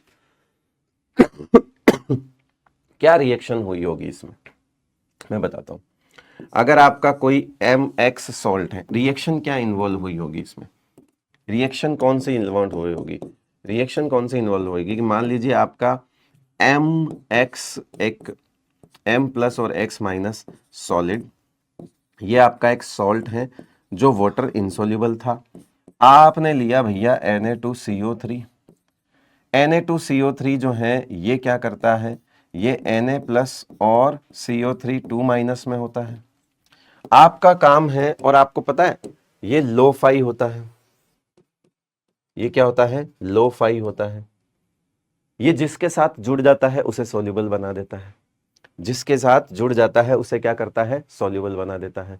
तो इसको क्या करना होता है, हमें इस M प्लस को रिप्लेस करना होता है, क्योंकि हमें अभी टेस्ट किसका करना है, बोले एनायन का। हमें टेस्ट किसका करना है बेटा, एनायन का। एनायन कौन है हमारा, ये वाला। अब ये M प्लस के साथ रहे या Na प्लस के साथ रहे, क्या फर्क पड़ता है, हमें तो टेस्ट ही X माइनस का करना है। अब आप बोलोगे सर इससे तो हमारा केटायन बदल जाएगा तो आगे जाके तो हम केटायन का टेस्ट लगाएंगे। अरे नहीं नहीं नहीं, सारे सैंपल का थोड़ी बनाना है बेटा, सारे सॉल्ट का सोडा एक्सट्रैक्ट सॉल्यूशन नहीं बनाना है, थोड़ा सा लेके बनाना है, सॉल्ट रखना है, वो सॉल्ट एज इट इज। मतलब आप यूं मान के चलिए कि अगर मेरे पास यहां पर इस माले इस कप में मान लो सॉल्ट है, तो मैं इसमें से थोड़ा लूंगा और उसका वाटर एक्सट्रैक्ट मतलब सोडा एक्सट्रैक्ट सॉल्यूशन बनाऊंगा। मेरे पास इसको रखना है, क्योंकि केटायन तो मेरा बाद में काम आएगा, केटायंस के टेस्ट तो मैं बाद में करूंगा। इसमें से तो मैं खुद केटायन हटा रहा हूं यहां से, क्योंकि मुझे ये पता चला कि जब तक ये X माइनस M प्लस के साथ हैं तो कहता है मैं तो पानी में नहीं घुल रहा। तो हमने बोला अच्छा तेरी तो गलती नहीं है बेटा, M प्लस की गलती है, रुक तेरे को एक ऐसा केटायन देते हैं जो किसी के भी साथ लग के उसको सोल्यूबल बना देता है। और यही कारण था कि हमने वहां पे सोडियम कार्बोनेट लिया। सोडियम कार्बोनेट का ये जो सोडियम आयन है ये यहां चला गया, और ये जो M प्लस है ये इसके साथ आ गया तो ये चेंज हो गया। अब ये बन गया क्या, बोलो, ये बन गया बेटा NaX, लिख दो, ये क्या बन गया, NaX। और साथ में क्या बन गया बेटा, M2CO3। अब सुनना बात को, अब NaX जो है ये तो बन गया तुम्हारा वाटर सॉल्यूबल, इसे ही बोला था हमने फिल्ट्रेट। और ये तुम्हारा हो गया वाटर इनसोल्यूबल, क्योंकि लगभग कार्बोनेट सारे क्या होते हैं, water insoluble. All carbonates are water insoluble, है ना। सोडियम वाला नहीं होता, इसीलिए तो हमने लिया था, सोडियम वाला तो हमें पता है कि नहीं होता। तो ये वाटर इनसोल्यूबल हो गया, ये रेसिड्यू हो गया आपका। इस तरह से रिएक्शन होती है। So why we are preparing soda extract solution and why we are using sodium carbonate here only, because we want sodium ions and we know कि sodium ions are low fi ions, है ना, and they make salt soluble. ये क्या कर सकते हैं, soluble salt बना सकते हैं। तो हमें पता है, हमें हमको टेस्ट तो X माइनस का करना है। X माइनस M के साथ रहे तो पानी में घुलता नहीं, वही X माइनस Na प्लस के साथ रहे तो पानी में घुलता है। अब तुम्हें Na प्लस का टेस्ट थोड़ी लगाना है, यहाँ पे तुम्हें तो X माइनस का टेस्ट लगाना है, लगा लेना। अब तुम्हारा X माइनस पानी में घुल गया है, मतलब अब तुम उसको सैंपल को यूज कर सकते हो सॉल्यूबल फॉर्म में। Make anions soluble first and then we use sodium ions, ताकि हमें एक तिकड़म समझ आई और उसको हम ऐड करके ये काम कर सकते हैं। उसको ऐड करके हम क्या कर सकते हैं बेटा, ये काम कर सकते हैं। ठीक है, एक इंपॉर्टेंट चीज ये है कि कभी भी ये जो वेट टेस्ट है, ये सोडा एक्सट्रैक्ट सॉल्यूशन कभी भी कार्बोनेट बाइकार्बोनेट्स के लिए नहीं बनाया जाता, बिकॉज कार्बोनेट बाइकार्बोनेट के लिए बना ही नहीं पाओगे, आप सोडियम कार्बोनेट ही तो ऐड करते हो उसमें। तो याद रखना इनके लिए नहीं किया जाता। तो इनके लिए क्या किया जाता है, ड्राई टेस्ट से ही इनकी कंफर्मेटरी टेस्ट की जाती है मोस्टली, या फिर कार्बोनेट का जो है वो कोई आप सॉल्युबल सॉल्ट, जैसे सॉल्ट ही सोडियम कार्बोनेट का दे दे आपको, जो सबसे पहले चूर्ण ही है वो सोडियम कार्बोनेट दे दे तो वो तो पानी में वैसे ही घुल जाएगा। पोटेशियम कार्बोनेट दे दे तो वो तो पानी में ऑलरेडी सॉल्युबल है, क्योंकि हम जानते हैं अमोनियम कार्बोनेट देते, क्योंकि हम जानते हैं सारे कार्बोनेट्स इनसोल्युबल होते हैं। सोडियम, पोटेशियम, रुबिडियम, सीजियम और अमोनियम ये क्या होते हैं, सॉल्युबल होते हैं। तो सैंपल ही आपको शुरू से ही सॉल्युबल मिल जाए तो वो तो वैसे ही पानी में घुल जाएगा, है ना। और अगर नहीं घुला तो फिर उनके लिए सोडा एक्सट्रैक्ट सॉल्यूशन नहीं तैयार कर सकते आप इनके लिए, फिर आपको इसको ड्राई से ही करना पड़ेगा, एसिड वगैरह से ही करना पड़ेगा, जो कि मैं बताऊंगा अभी, है ना। तो क्यों नहीं कर सकते सर? अरे तो कार्बोनेट ऑलरेडी कार्बोनेट है, तुम उसमें सोडियम कार्बोनेट और मिलाओगे, दिक्कत हो जाएगी। कार्बोनेट कार्बोनेट आयंस की प्रेसिपिटेशन बढ़ जाएगी, और ज्यादा इनसॉल्युबिलिटी की तरफ मूव कर जाएंगे वो, है ना। चलिए,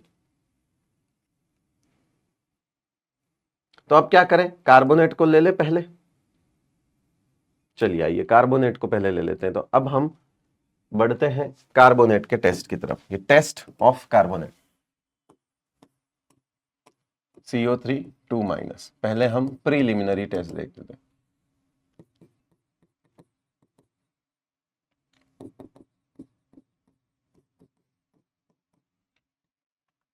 पहले हम प्रीलिमिनरी टेस्ट देख लेते हैं। जो भी हमारा कार्बोनेट है,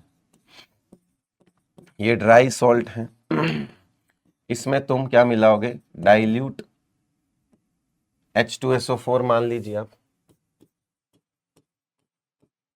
और यहां पे एक गैस आएगी। हम ये नहीं मानेंगे कि कुछ नहीं हुआ, नहीं नहीं आएगी, हमें तो पढ़ना है ना। तो यहां एक गैस निकलेगी, उस गैस में कलरलेस गैस होगी, ठीक है। वो गैस कैसी होगी, कलरलेस होगी। ब्रिस्क एफरवेंस होगी उसमें, brisk effervescence. Brisk effervescence, effervescence मतलब समझते हो, बुदबुदाहट। क्या होती है, बुदबुदाहट। जैसे आजकल बहुत सारी पिल्स आती है, पानी में डालते हो, या यूं समझ लो स्प्राइट की बोतल जब खोलते हो तो जो जाग ऊपर आते हैं, उसे कहते हैं बुदबुदाहट, ब्रिस्क एफरवेसेंस। हाँ समझ गए एफरवेसेंस क्या होता है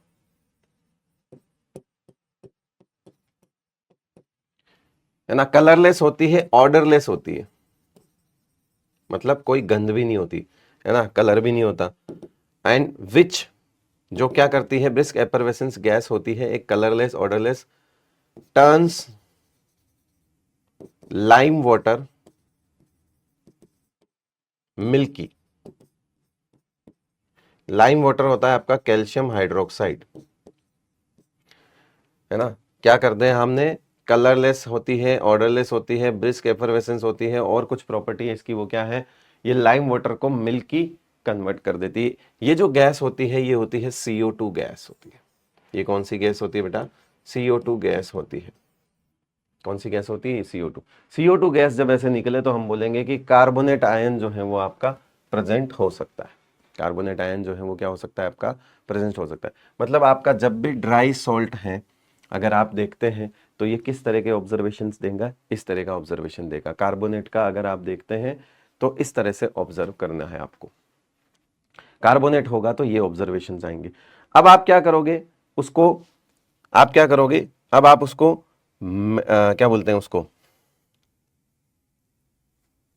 इस तरह से लिखोगे कि आपको कंफर्मेटरी टेस्ट करना पड़ेगा। अब यहाँ पे जैसे मैंने कार्बोनेट के कंफर्मेटरी टेस्ट बता रहा हूँ, कंफर्मेटरी टेस्ट कैसे होगा मैं बताता हूँ। कंफर्मेटरी टेस्ट की मैं बात करता हूँ, आ जाइए। कंफर्मेटरी टेस्ट की अगर मैं बात करूँ कार्बोनेट के, तो कंफर्मेटरी टेस्ट कार्बोनेट का क्या होगा, जैसे पहले तो हम उसी स्टेप से शुरू कर लेते हैं। तो यहाँ हमें पता है कि CO2 गैस निकलेगी, उस CO2 गैस को हम कैल्शियम हाइड्रोक्साइड जो हमारे पास एक तरफ रखा होगा, जिसे हमने लाइम वाटर बोला है, वो लाइम वाटर को मिल्कीनेस आ जाएगी, क्योंकि ये उसे COCA3 में कन्वर्ट कर देगा। जो गैस आपकी निकली ड्राई सॉल्ट में, आपने डाइल्यूट H2SO4 मिलाया, जो गैस आपकी निकली, और अगर वो आप लाइम वाटर में फ्लो करवाते हैं तो वहां पर टर्बिडिटी आती है। तो carbonate dilute H2SO4 CO2 gas release हुई, वह CO2 गैस इसमें गई और CaCO3 का प्रेसिपिटेट बना दिया, जिसकी वजह से मिल्कीनेस आ गया।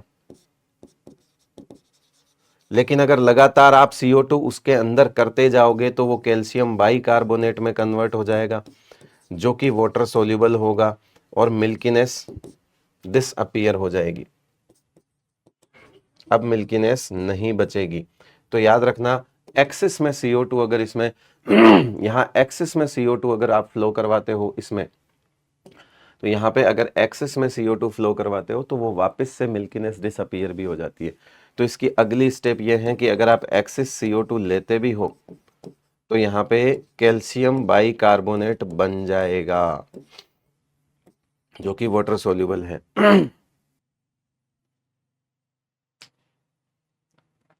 चलो, तो ये हमारा कार्बोनेट का एकमात्र कंफर्मेटरी टेस्ट जो है वो दिया हुआ है किसमें, क्या बोलते हैं, अच्छा ये वाला टेस्ट जो अगर आप यहाँ चाहो तो मैं एडिशनल बता रहा हूँ, यहाँ अगर आप बेराइटा वाटर लेते हो यानी कि बेरियम हाइड्रोक्साइड लेते हो तब भी सेम चीज होगी, है ना। तो ये सेम टेस्ट जो है वो आप बेराइटा वाटर के साथ भी कर सकते हो, मैं आपको बता देता हूं, है ना।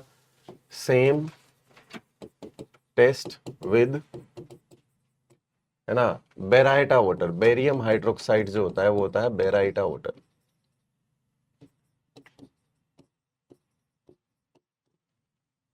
इसके साथ भी कर सकते हैं, मतलब अगर बेरियम हाइड्रोक्साइड के साथ भी अगर आप CO2 लेते हो तो वो बनाता है आपका बेरियम कार्बोनेट, जो कि ये भी मिल्कीनेस प्रोड्यूस करेगा। और इसमें अगर आप एक्सेस में CO2 मिलाते हो तो ये भी बेरियम बाइकार्बोनेट बन जाएगा, जो कि मिल्कीनेस डिसअपीयर हो जाएगी। सेम टेस्ट है, ऑल्दो ये गिवन नहीं है बट फिर भी बता रहा हूं कि सेम ही है, not given in NCERT. Sir ये एनसीईआरटी कहाँ होती है, आपको एक लैब मैनुअल की किताब में अपलोड करा दूंगा, वहां देख लेना। जो जो टेस्ट उसमें दिए हैं उसके अलावा जो भी टेस्ट है वो नहीं पूछे जाने के चांस हैं। तो कार्बोनेट के, ऐसा नहीं है कि कार्बोनेट के और टेस्ट नहीं होते बेटा, कार्बोनेट के और भी टेस्ट होते हैं, लेकिन उन्होंने प्रीलिमिनरी में ये वाला टेस्ट दिया हुआ है ना। और प्रीलिमिनरी में ही लिखा हुआ है कि ये जो गैस निकलती है ये लाइम वाटर को मिल्की कर देती है। और फिर कंफर्मेटरी टेस्ट भी कार्बोनेट का यही दिया हुआ है, लाइम वाटर को मिल्की करने वाला टेस्ट ही कार्बोनेट का कंफर्मेटरी टेस्ट दिया हुआ है।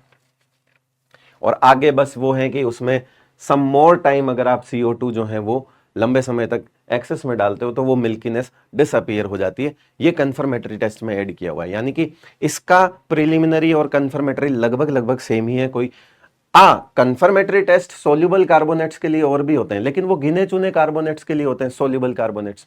और सोल्यूबल कार्बोनेट्स तो बहुत कम होते हैं। सोल्यूबल कार्बोनेट्स में सोडियम कार्बोनेट, पोटेशियम बाइकार्बोनेट, है ना, अमोनियम कार्बोनेट, अगर आपको ऐसे कुछ सॉल्ट मिल जाते हैं तो आप इनके अलावा टेस्ट भी लगा सकते हो, और वो टेस्ट हमारे सिलेबस में कंफर्मेटरी टेस्ट नहीं है। उनके लिए ये टेस्ट तो लग ही जाएगा, कोई दिक्कत नहीं है, पर कुछ एक्स्ट्रा टेस्ट होते हैं, प्रेसिपिटेट बनाने वाले टेस्ट होते हैं, नाइट्रेट सिल्वर नाइट्रेट मिला के टेस्ट होता है, लेड नाइट्रेट मिला के टेस्ट होता है, कैडमियम एसीटेट मिला के टेस्ट होता है, लेड एसीटेट मिला के टेस्ट होता है ना, बेरियम क्लोराइड और ये वाले जो हैं ये मिला के भी टेस्ट होता है, बट वो सब सिलेबस में नहीं है। आपके पास हो सकता हो कुछ नोट्स होंगे मेरे जिसमें मैंने करवा भी रखे होंगे, बट मुझे लगता है कि जो एनसीईआरटी लैब मैनुअल में टेस्ट नहीं दिया हुआ है वो तो नहीं आएगा। सो इसलिए वहां पर जाने का कोई फायदा है नहीं हमें, है ना, आने दो, कोई बात नहीं। आ जाओ फिर अगली बात करते हैं, preliminary test for sulphide ion. अगला टेस्ट जो हमारे पास आता है वो सल्फाइड आयन का आता है, क्योंकि अगला हमारा एनायन है बेटा सल्फाइड।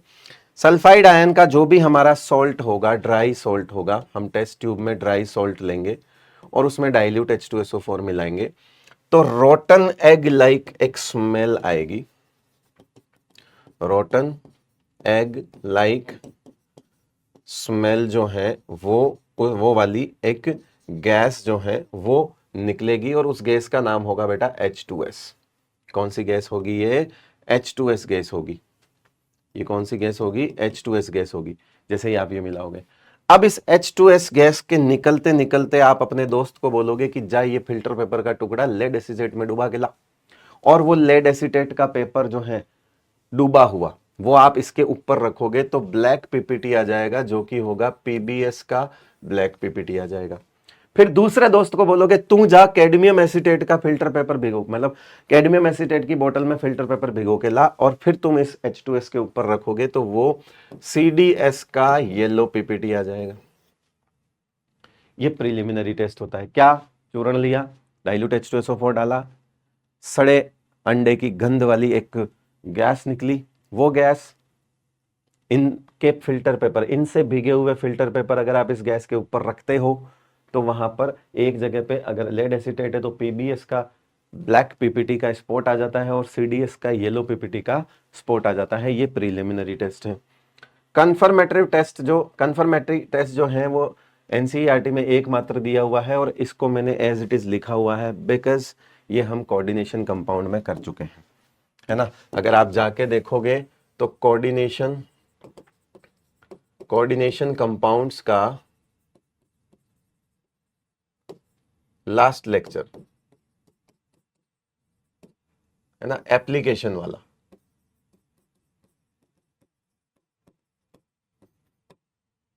तो सॉल्युबल सॉल्ट चाहिए यहां पे। अगर सॉल्युबल नहीं है तो कोई बात नहीं, सोडा एक्सट्रैक्ट बना दो, एक ही बात है, क्योंकि सल्फाइड्स ज्यादातर सॉल्युबल होते नहीं है ना, तो सोडा एक्सट्रैक्ट बना लो, हो जाएगा, है ना। सोडा अगर सॉल्युबल है, if insoluble then use soda extract. और अगर सोडा एक्सट्रैक्ट है तो फिर आपको थोड़ा सा एसिडिफाई भी करना पड़ेगा, ये भी याद रखना, मतलब न्यूट्रलाइज भी करना पड़ेगा आपको, है ना। क्या करना है, अमोनियम, अगर आप वाटर एक्सट्रैक्ट लेते हो तो आपको हाइड्रोक्साइड बनाना है, ठीक है।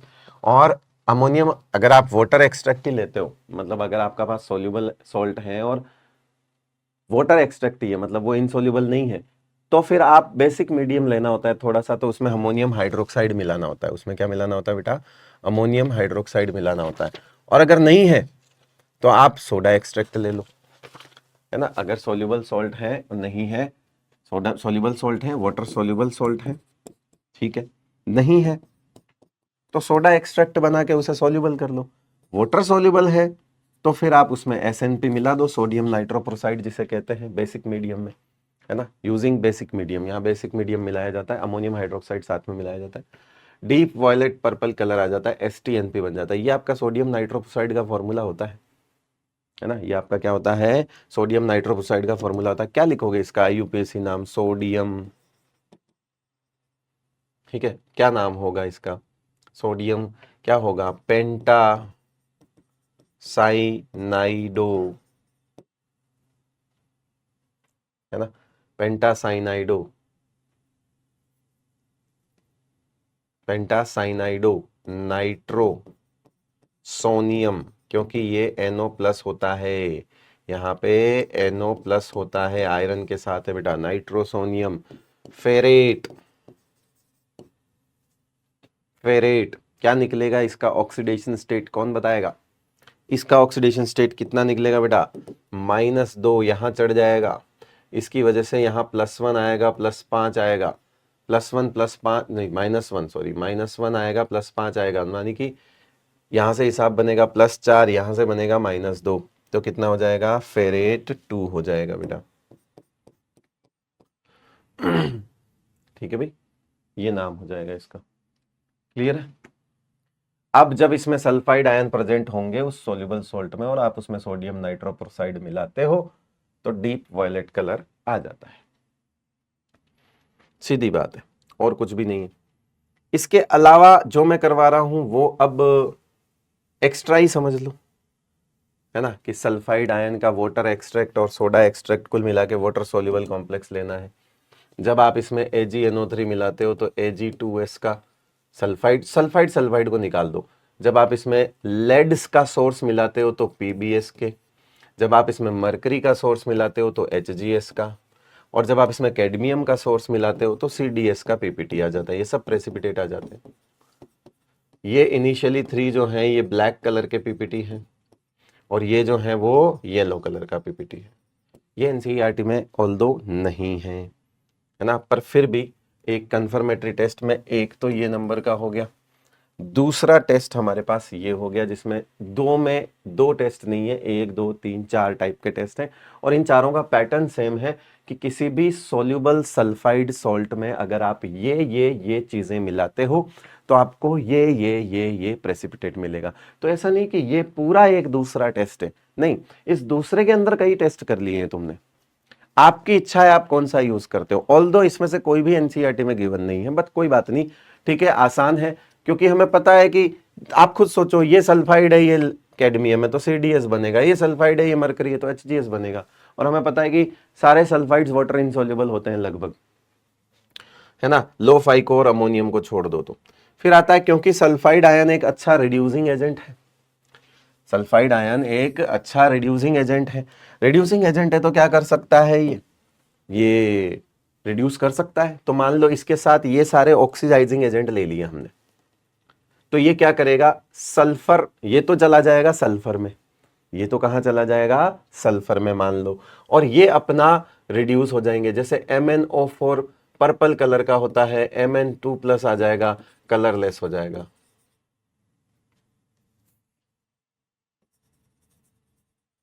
Fe3 प्लस येलो होता है, रिड्यूस होके Fe+2 में ग्रीन कलर में आ जाएगा। Cl2 येलो ग्रीन कलर का जो लगभग पानी रहता है, अब ये हो जाएगा कलरलेस। Br2 Br माइनस में आ जाएगा कलरलेस। ठीक है, ऑरेंज है ये Cr2O7, ये रिड्यूस होके +3 में आ जाएगा, ये भी ग्रीन कलर का हो जाएगा। और iO3 माइनस में +5 है, ये I2 में बन जाएगा, 0 में आ जाएगा रिड्यूस होके, है ना, वायलेट कलर आ जाएगा बेटा। ये भी आपको कहीं ना कहीं याद दिलाएंगे, पुराने चैप्टर्स की डी ब्लॉक वगैरह की याद दिलाएंगे, वहां से आपको ये चीज समझ आ जाएगी। और सल्फर खुद ऑक्सीडाइज होके कहां चला जाएगा, क्योंकि जो रिड्यूसिंग एजेंट होते हैं उसका खुद का तो ऑक्सीडेशन होता है, वो सल्फर में चला जाएगा। ठीक है बेटा, और इनको सबको कलर चेंज कर देगा। कलर चेंज होने की वजह से हमें पता लग जाएगा कि रिएक्शन हो रही है। ये सल्फाइड के कुछ टेस्ट हो गए। अब हमारे पास एक बचता है क्या, नाइट्राइट। क्या बचता है हमारे पास, नाइट्राइट। नाइट्राइट के प्रीलिमिनरी टेस्ट देख लेते हैं पहले। 3 तरह के ऐसे एनायंस हैं हमारे पास जो कहां थे, हमारे पास सब ग्रुप 1 में थे। 3 तरह के एनायंस थे जो हमारे पास कहां थे बेटा, सब ग्रुप 1 में थे। ठीक है, सब ग्रुप 1 की बात कर रहे हैं हम, क्लास ए की बात कर रहे हैं ना, सब ग्रुप 1 क्लास ए। फिर क्लास ए के सब ग्रुप 2 की बात करेंगे, उसमें कौन कौन से होंगे, नाइट्रेट होगा, नाइट्राइट नहीं, ये नाइट्राइट है, नाइट्रेट होगा NO3 माइनस, ये NO2 माइनस है, Cl minus, Br minus, I minus, वो 4 होंगे वहां पे, तो वो भी पढ़ेंगे हम। फिलहाल अभी हमारे पास एकमात्र बचा है क्लास ए का सब ग्रुप 1 वाला। तो इसका प्रीलिमिनरी टेस्ट ये है कि जब आप कोई सॉल्ट लेते हो और उसमें डाइल्यूट H2SO4 मिलाते हो तो यहां पर एक गैस निकलती है, वो गैस होती है कौन सी, रेड ब्राउन कलर गैस।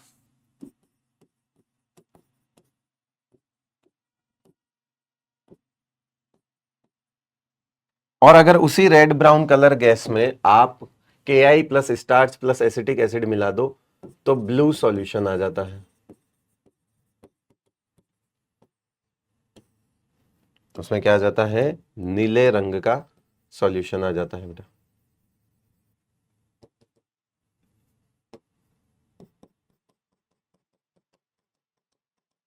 क्योंकि आयोडीन और स्टार्च मिलके नीले रंग का सॉल्यूशन देते हैं। मेन कॉन्सेप्ट में बताता हूं, ब्लू सॉल्यूशन किस वजह से आता है, जब I2 के साथ स्टार्च मिलाया जाता है। लेकिन सर यहां तो I2 नहीं है, यहां तो I माइनस है, ये देखो आपने तो KI लिया है, तो KI अंदर जाके I2 बनता है किसी रिएक्शन से।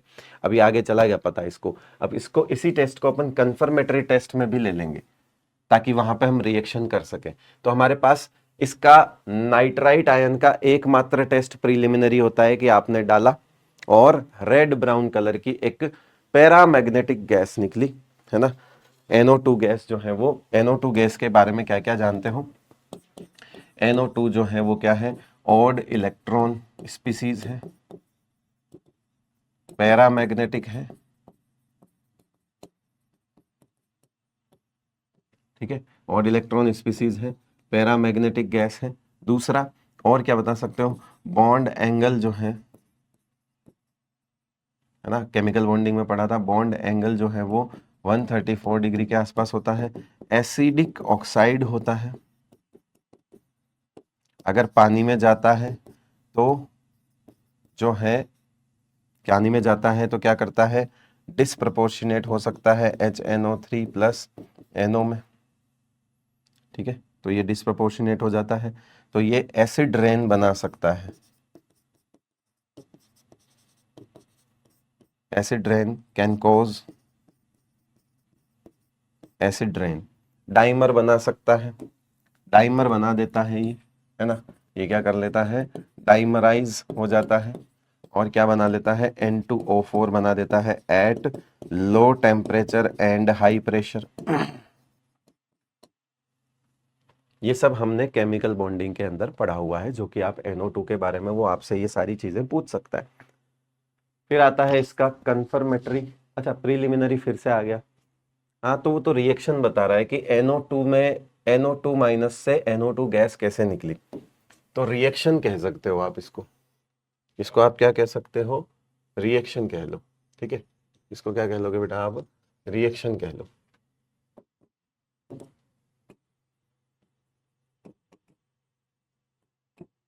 तो हुआ क्या, डाइल्यूट H2SO4 अंदर गया, HNO2 बना जो कि अनस्टेबल है, वो डिस्प्रपोर्शनेट हो गया, है ना। अभी हमने पी ब्लॉक में पढ़ा भी कि नाइट्रोजन जो है वो क्या करता है, इंटरमीडिएट ऑक्सीडेशन स्टेट जो कि इसकी +3 है उसमें डिस्प्रपोर्शनेट हो जाता है, तो +2 में और +5 में डिस्प्रपोर्शनेट हुआ। ये NO गैस ऊपर उठने लगी जो कि कलरलेस होती है, और ऊपर उठने लगी तो हवा में से ऑक्सीजन को खा लिया, और हवा में से ऑक्सीजन को खा के NO2 बन गई। तो फाइनल प्रोडक्ट हमें NO2 के फॉर्म में ऐसे दिखता है कि बनती तो वो NO है, बनती तो बेटा NO है, लेकिन वो NO ऊपर आते आते NO2 में कन्वर्ट हो जाती है ऑक्सीजन के साथ रिएक्शन करके। बस इस बात का ध्यान रखना है। ठीक है, तो हमारा ये आज का तो आखिरी चल रहा है एनायन, इसके बाद कुछ क्वेश्चंस देखेंगे और फिर कल सब ग्रुप 2 के एनायंस देखेंगे।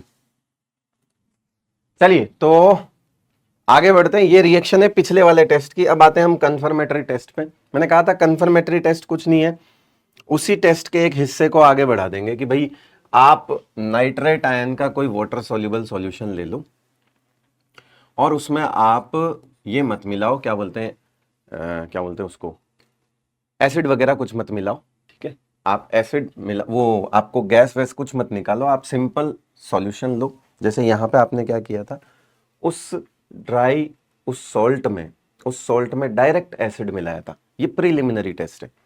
अब आपको सैंपल में पानी मिलाना है, जबकि आपको पता है सारे नाइट्राइट सोल्यूबल होते हैं। एक सिल्वर नाइट्राइट का केस है जिसके लिए अलग चीज है। ठीक है, पर बात यह है कि अगर मैं इसमें ये सब चीजें मिलाता हूं तो मेरे को वहीं पे क्या मिलेगा, ब्लू सॉल्यूशन मिलेगा। दूसरा एक होता है ग्रिस इलोजवे टेस्ट। अब ये ग्रिस इलोजवे टेस्ट क्या है कि आपको वैसे ही जैसे नाइट्रेट है, एक टेस्ट ट्यूब में आपने नाइट्रेट का वाटर सोल्यूबल सॉल्यूशन ले लिया, ये भी ले लिया, ये भी ले लिया, इधर ये सब मिलाया तो ब्लू कलर का सॉल्यूशन मिला, और इधर आपने सल्फानिलिक एसिड, 1 नेफ्थिलएमीन और एसिटिक एसिड, यहां पे एसिटिक एसिड के साथ KI और स्टार्च मिलाया, यहां पे एसिटिक एसिड के साथ सल्फानिलिक एसिड और नेफ्थलीन मिलाया, नेफ्थिलएमीन मिलाया, तो रेड एजोडाई मिल गई। अब इनकी रिएक्शंस इतनी इंपॉर्टेंट नहीं है, कलर ऑब्जर्वेशन इंपॉर्टेंट है, क्या मिलाने पे कौन सा कलर आ रहा है वो ऑब्जर्वेशन है। इन दोनों की रिएक्शन बताता हूं। पहले वाले टेस्ट की रिएक्शन देखो कि नाइट्रेट में जाके एसिटिक एसिड ने क्या किया होगा, जब आपने एसिटिक एसिड से मिलाया तो वो HNO2 बनाया होगा। क्या बनाया होगा उसने, HNO2 बनाया होगा। वो HNO2 और KI मिलके कहां पे चले गए होंगे, HNO2 +3 है, KI -1 है, इन दोनों ने आपस में अपना रिडॉक्स रिएक्शन किया और ये क्या बन गया होगा, I2 + NO। क्या बन जाएगा ये, I2 + NO, और I2 और स्टार्च मिलके ब्लू कलर दिखाते हैं। मतलब वो जो KI आपने डाला उसको I2 बनाने का काम किसने किया था बेटा, HNO2 ने किया था। कब, जब ये आप ऐसा करते हो। ठीक है, तो हुआ क्या, अल्टीमेटली हमें तो एक रिजल्ट देखने को मिला कि ये सब मिलाया तो हमें ब्लू सॉल्यूशन, पर स्टेप बाय स्टेप अगर उस रिएक्शंस पे जाते हो तो जो की स्टेप है वो है I2 बनना, क्योंकि I2 नहीं बनेगा तो स्टार्च और I2 मिलके ब्लू कलर दिखाते हैं, है ना। स्टार्च की रिंग्स के बीच में I2 जा जाके फंस जाता है, इसलिए उसका ब्लू कलर आता है। ऐसा कुछ मैंने कहीं OC में तो देखा था ये चीज, है ना। तो एनीवेज I2 बनना इज मोर इंपॉर्टेंट, और I2 कहां से बनेगी, तो I2 बनेगी यहां से। NO2 जो है, NO2 +3 में HNO2 जो है वो इसको क्या करता है, ऑक्सीडाइज कर देता है। ये एसिडिक मीडियम में ही होना चाहिए, I- को I2 में ऑक्सीडाइज कर देता है। सर ग्रिस इलोजवे की रिएक्शंस बताओ, बड़ी टेढ़ी है ऐसे, एज सच कभी मेरे को नहीं लगता इसकी रिएक्शंस कभी आएंगी। सिर्फ इतना याद रखो, रेड एजोडाई है ना, और एजो मतलब नाइट्रोजन, डबल बॉन्ड नाइट्रोजन, ये इसकी वजह से इसका नाम भी रेड एजोडाई है। तो चिंता मत करो, इन रिएक्शंस को याद करने की जरूरत नहीं है। आपसे ऐसी कोई रिएक्शंस क्या पूछेगा, वो ऑप्शन में इतनी बड़ी रिएक्शन थोड़ी लिखेगा बेटा, क्या मिलाया यही पूछेगा और क्या आया यही पूछेगा। 90% चांस तो यही है कि क्या मिलाया, उसके बाद क्या आया। तो क्या मिलाया देख लो और क्या आया वो देख लो। अब ऐसे कोई सब्जेक्टिव सवाल थोड़ी है बेटा कि इसकी रिएक्शंस, बाकी आपको सल्फानिलिक एसिड की स्ट्रक्चर पता है, ठीक है। यहां पे क्या हो गया, ठीक है, ये बन गया, उसके बाद वन नेफ्थिल एमीन है ना, नेफ्थलीन 2 रिंग वाली होती है, ये नेफ्थिल एमीन हो गया और ये ऐसा कंपाउंड बन गया, ठीक है भाई। तो इसमें कुछ नहीं है, सिर्फ आपको दोनों कंपाउंड्स को जोड़ना है नाइट्रोजन डबल बॉन्ड नाइट्रोजन से, तो इसीलिए इसमें रेड एजोडाई बोलते हैं इसको, ठीक है। और ये वाला जो टेस्ट होता है ना, ये बेसिकली पता है आपको, पैथोलॉजी वाले यूज करते हैं, जो लेबोरेटरी होती है पैथोलॉजी, उसमें जब यूरिन इन्फेक्शन चेक किया जाता है, जो यूरिन का सैंपल होता है, अगर उसमें कोई बैक्टीरियल इन्फेक्शन है तो ग्रिस इलोवे टेस्ट जो होता है ना, वो लगाया जाता है उसमें, ये सारी चीजें वहां पे यूज की जाती हैं, है ना। क्योंकि चांसेस हैं कि जो इन्फेक्टेड यूरिन होता है उसमें नाइट्राइट आयन जो है वो बहुत ज्यादा मिलता है, तो ऐसा कुछ करते हैं वो कि इसमें कुछ मिलाते हैं, मतलब ऐसा मुझे डिटेल में बहुत ज़्यादा तो नहीं पता बेटा, लेकिन हाँ मुझे ये पता है कि ये वाला टेस्ट जो है वो यूरिन इन्फेक्शंस के जो टेस्ट होते हैं, यूरिन के जो टेस्ट होते हैं सैंपल के, उसमें ये यूज़ किया जाता है रेड एजोडाई बना के, ठीक है। अब बात करते हैं कि सर रिवीजन करवा दो, तो हमने कुछ प्रीलिमिनरी टेस्ट का रिवीजन कर लेते हैं। देखो हम तो कन्फर्मेटरी भी कर चुके हैं, लेकिन हम प्रीलिमिनरी टेस्ट आज हमने मैं बताता हूं आपको, इसका हम रिवीजन कर देते हैं, रिवीजन कर लेते हैं, आ जाओ। अगर आपके पास कोई ड्राई सॉल्ट है, और रिवीजन में बड़े यूनिक तरीके से कराऊंगा, ऐसे जानते हुए कि जो आपको सॉल्ट मिला, हमारी बात समझना, हमने तो इंडिविजुअल कार्बोनेट का भी पढ़ लिया, सल्फाइड का भी पढ़ लिया, नाइट्राइट का भी पढ़ लिया, लेकिन मैं कह रहा हूं आपको नहीं पता, आप तो ऐसे सोचो आप लैब के अंदर खड़े हो और आपको एक सैंपल लाके दे दिया जाता है, आपका सबसे पहला काम होता है इसमें से दोनों में से कोई भी एक एसिड मिलाओगे उस सैंपल में से। अगर वो एसिड मिलाया और कुछ नहीं हुआ तो मतलब एसिड के साथ वोलेटाइल प्रोडक्ट नहीं आया, तो क्या बोलोगे, क्लास ए जो है वो तो एब्सेंट है, कुछ रिएक्शन नहीं हुई, तो क्लास ए जो है वो क्या है बेटा, एब्सेंट है, क्लास ए जो है वो एब्सेंट है, ठीक है, क्लास ए जो है वो एब्सेंट है। और सब ग्रुप 1 भी एब्सेंट बोल सकते हो अगर आप ये मिलाते हो तो, अगर आप ये मिलाते हो तो, अभी मैं बताऊंगा, बड़ी इंटरेस्टिंग चीज बताऊंगा आपको, मजा आ जाएगा उससे, ठीक है। उसके बाद अब या तो नहीं हो कुछ तो हम ये बोल देंगे कि class A sub group 1 absent है डाइल्यूट एसिड्स मिलाने पर, बोला ठीक है भाई साहब, है ना। अगर कुछ होता है, अगर कुछ होता है तो क्या क्या हो सकता है, कलरलेस ऑर्डरलेस ब्रिस्क एफरवेसेंस आ सकता है जो कि CO2 होता है, यानी कि कार्बोनेट और बाइकार्बोनेट दोनों प्रेजेंट हो सकते हैं इस केस में, क्योंकि हमारे सिलेबस में कार्बोनेट है तो हमने ये काम कर लिया, पढ़ा दिया मैंने। और अगर रोटन एग लाइक स्मेल आई तो H2S गैस हो सकती है, फिर हमने सल्फाइड आयन के वो सारे टेस्ट आगे देख लिए, हमने कर लिया। फिर बर्निंग सल्फर लाइक स्मेल आई, जिसे बोलते हैं सफोकेटिंग स्मेल होती है, ये है ना, सफोकेटिंग स्मेल होती है, SO2 गैस, तो ये सल्फाइड और बाईसल्फाइड हो सकते हैं, ये हमारे सिलेबस में नहीं है पर फिर भी ठीक है, प्रीलिमिनरी टेस्ट है, देख सकते हैं। ब्राउन कलर की गैस आई, NO2 गैस होगी, नाइट्राइट आयन जो कि रिसेंटली अभी हमने जस्ट पढ़ाई है वो प्रेजेंट हो सकता है। विनेगर लाइक स्मेल आई, सिरका, सिरका देखते हो, विनेगर, हम जाते हैं होटल वगैरह में तो सिरके वाले प्याज देते हैं ना, वो विनेगर, विनेगर लाइक स्मेल आई, तो इसका मतलब है एसिटिक एसिड की वेपर्स निकल रही हैं, इसका मतलब है उसमें एसिटेट आयन प्रेजेंट हो सकता है। जिन पर स्टार लगे हुए हैं उनके हमने कंफर्मेटरी टेस्ट भी कर लिए हैं बिकॉज वो हमारे सिलेबस में है, लेकिन एक ऐसा मैंने आपके सामने ये इस तरह से रिप्रेजेंट किया कि भैया मान लो तुम लैब में हो, तुम्हें सैंपल दिया तो तुम्हारे सामने क्या ऑब्जर्वेशन आएगी। तो अब तुम्हारे सामने एक दिक्कत और आती है, मैं बताता हूं। अगर मान लो तुम्हारे पास कोई सॉल्ट है और तुमने उसमें डाइल्यूट HCl और डाइल्यूट H2SO4 मिलाया, ठीक है, करेक्ट है, मिलाया सा। अब इसमें मान लो रिएक्शन हुई नहीं हुई, नो रिएक्शन और रिएक्शन हो गई, रिएक्शन हो गई तो class A sub group 1 present है, और अगर रिएक्शन नहीं हुई तो क्लास ए एब्सेंट है, क्लास ए एब्सेंट है। लेकिन अब इसमें क्या होता है मैं बताता हूं। आपने कोई सॉल्ट लिया और उस सॉल्ट में, मेरी बात समझना, उस सॉल्ट में आपने कंसंट्रेट H2SO4 मिला दिया और यहां पे अगर रिएक्शन हो गई, यहां पे अगर नो रिएक्शन है तो बोल सकते हो आपकी क्लास ए एब्सेंट। और यहां क्लास ए एब्सेंट बोल सकते हो, लेकिन आप सिर्फ ये बोल सकते हो कि सबग्रुप फर्स्ट एब्सेंट है। आप यहां पे ये नहीं बोल सकते कि सबग्रुप 2 भी एब्सेंट है, वो मैं बताऊंगा अभी क्यों। दूसरी स्टेप में हमें कंसंट्रेट H2SO4 मिलाना है। अगर रिएक्शन हो गई तो क्लास ए एब्सेंट है, और अगर नहीं हुई तो, सॉरी, रिएक्शन अगर हो गई, अगर रिएक्शन हो गई तो क्या होगा? रिएक्शन हो गई तो जाहिर सी बात है कि क्लास ए जो है वो प्रेजेंट है, एनायन जो है वो प्रेजेंट है। नोट लगा के एक चीज ध्यान रखना, क्लास ए वाले जो है, मतलब सब ग्रुप 1 वाले जो है, वो कंसंट्रेट H2SO4 के साथ भी रिएक्शन कर सकते हैं, इसलिए पहले कंसंट्रेट H2SO4 नहीं मिलाते। बोले हाँ।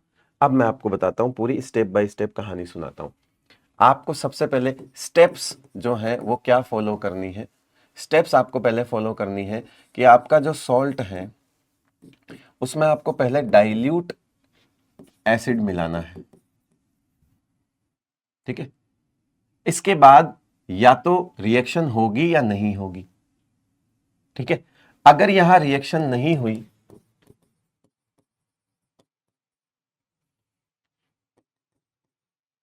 अगर यहां रिएक्शन नहीं हुई तो स्टेप 2 क्या है? पहली स्टेप ये है। दूसरी स्टेप ये है कि अब उसी सॉल्ट में आपको कंसंट्रेट H2SO4 मिलाना है। अगर यहां रिएक्शन हो गई तो हम बोल सकते हैं कि वो क्लास बी वाले हैं, तो हम बोल सकते हैं वो क्लास बी वाले हैं। मैं आपको वापस समझाता हूं, नोट लगा के, इसको छोड़ो, चलो आपको ये कंफ्यूजन हो रहा होगा ना, आप तो नोट लगा के ही लिख दो। चलो नोट लगा के ही लिख दो कि subgroup first class A subgroup first anions can react with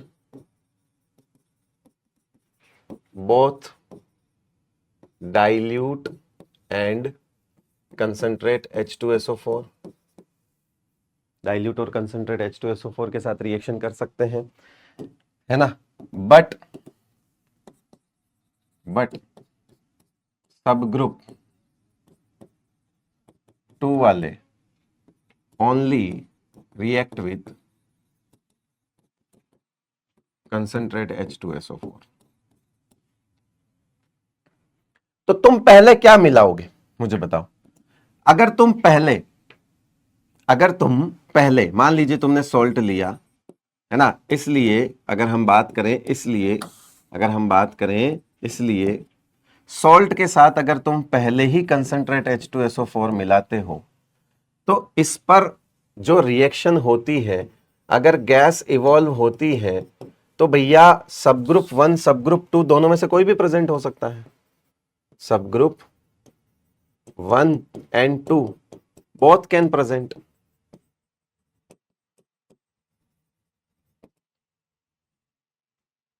क्योंकि अगर पहले कंसंट्रेट, आपका मन करता है नहीं मैं तो पहले ही कंसंट्रेट मिला देता हूं, नहीं, तो स्टेप्स इज मोर इंपॉर्टेंट। इसीलिए पहले, है ना, इसीलिए पहले अगर हम, है ना, ये मिलाते हैं तो हमारे को इन दोनों का क्लासिफिकेशन नहीं मिलेगा कि 1 है कि 2 है।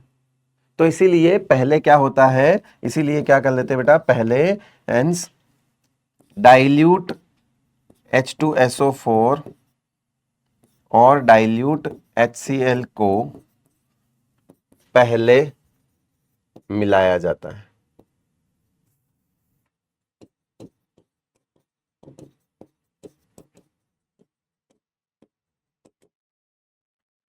क्योंकि ये वाले जो है ना, ये सिर्फ अगर रिएक्शन होती है तो बता देते हैं कि एक सब ग्रुप 1 है, क्योंकि सब ग्रुप 2 वाले इनसे रिएक्शन नहीं करते, सब ग्रुप 2 वाले इनसे रिएक्शन नहीं करते। तो आपको अगर ये पहले मिलाना है तो ये मिलाओ, स्टेप 1 ये रखो, स्टेप 2 ये रखो, स्टेप 1 ये रखो, स्टेप 2 वो रखो। ये नहीं कि पहले भिड़ते ही कंसंट्रेट H2SO4 मिला दिया। कंसंट्रेट H2SO4 से दोनों रिएक्शन कर जाते हैं सब ग्रुप 1 2 वाले। तो बताओगे कैसे कि 1 का है कि 2 का है? हाँ, क्लास ए का है बता सकते हो, क्लास ए का है बता सकते हो, बट सब ग्रुप 1 सब ग्रुप 2 तो नहीं बता सकते ना। तो इसीलिए पहले क्या मिलाया जाता है बेटा? पहले मिलाया जाता है ये। तो इसीलिए यहां लिखा हुआ है देखो कि अगर डाइल्यूट HCl के साथ भी रिएक्शन नहीं हो रही है ना, डाइल्यूट HCl के साथ भी रिएक्शन नहीं हो रही है, तो क्लास ए का सब ग्रुप 1 एब्सेंट है, सब ग्रुप 2 हो सकता है।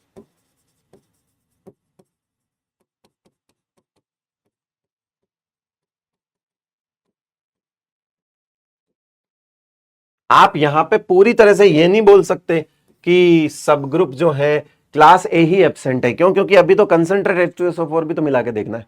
अगर उससे रिएक्शन होगी तो फिर सब ग्रुप 2 तो प्रेजेंट हो सकता है। ठीक है भाई। तो आपको अल्टीमेटली मैं ये कहना चाह रहा हूं कि अगर आप भिड़ते ही सबसे पहले यहां कंसंट्रेट मिला दोगे तो फिर आप बता नहीं पाओगे कि सब ग्रुप 1 का है कि 2 का है, क्योंकि ये दोनों ही कंसंट्रेट H2SO4 के साथ रिएक्शन कर जाते हैं। इसीलिए स्टेप्स को ध्यान में रखते हुए पहले डाइल्यूट के साथ ही रिएक्शन की जाती है। मतलब जब भी आपको सोल्ट मिलता है तो पहले डाइल्यूट मिलाओ, जिससे आप क्लास ए और बी को क्लासिफाई करने के साथ साथ आप क्लास ए के अंदर सब ग्रुप 1 और सब ग्रुप 2 को भी क्लासिफाई कर सकते हो। मगर आप पहले ही कंसंट्रेट मिला दोगे तो आप क्लास ए और बी को तो क्लासिफाई कर दोगे, लेकिन सब ग्रुप 1 और 2 को क्लासिफाई नहीं कर पाओगे, बिकॉज कंसंट्रेट H2SO4 सब ग्रुप 1 और सब ग्रुप 2 क्लास ए के सब ग्रुप 1 सब ग्रुप 2 दोनों के साथ रिएक्शन कर सकता है। तो आपसे पूछा जाए कि बताओ which of the following gives volatile product with dilute H2SO4, dilute H2SO4 के साथ, डाइल्यूट H2SO4 के साथ ओनली सब ग्रुप 1 वाले ही रिएक्शन करते हैं। इसमें से सब ग्रुप 1 वाला क्लोराइड नहीं है, फ्लोराइड नहीं है, सल्फेट नहीं है, तो हमारे पास आ गया क्या? सल्फाइड आयन आ गया। उसके बाद which of the following salt remains unaffected bye concentrate H2SO4, ये आपका सब ग्रुप 2 का रिएजेंट है जो कि दोनों के साथ रिएक्शन कर सकता है बेटा। ये तो क्लास ए के सब ग्रुप 1 और सब ग्रुप 2 अभी बताया था, ये तो दोनों के साथ रिएक्शन कर सकता है। मतलब आंसर हो जाएगा none of these, because it can react with both sub group first and second anions. इसीलिए पहले कंसंट्रेट नहीं मिलाया जाता, क्योंकि आप इन दोनों को क्लासिफिकेशन नहीं कर पाओगे ना, भिड़ते ही आपने कैसे बोलोगे? हाँ, ये बोल सकते हो क्लास ए है कि बी है, लेकिन आप बोलोगे कि सर हम तो इससे ही कर लेंगे, क्या दिक्कत है? अरे तो ऐसा क्यों करना, ऐसा क्यों करना बेटा? जब तुझे एक ऑप्शन मिल रहा है भाई, तुझे 100 लोगों में से एक आदमी को क्यों पहचानना है? तू 10 में से एक पहचानना, तेरा काम आसान हो जाएगा। तो पहले ऐसी चीज मिला जो 100 में से 10 को अलग कर दे, और फिर 10 में ऐसी चीज मिला जो एक को अलग कर दे। लेकिन तू कह रहा नहीं मैं तो 100 में से एक ढूंढूंगा, तो बेटा टाइम ज्यादा लगेगा ना उसमें। तो कंसंट्रेट H2SO4 मिलाएगा तो वो तो सारे क्लास ए वाले दे देंगे। तो क्या लिखेगा? क्लास ए। तो क्लास ए में कौन सा है? सब ग्रुप 1 है 2 है? ये डाइल्यूट मिलाने पर ही पता चलता है, पहले डाइल्यूट मिलाने पर ही पता चलता है।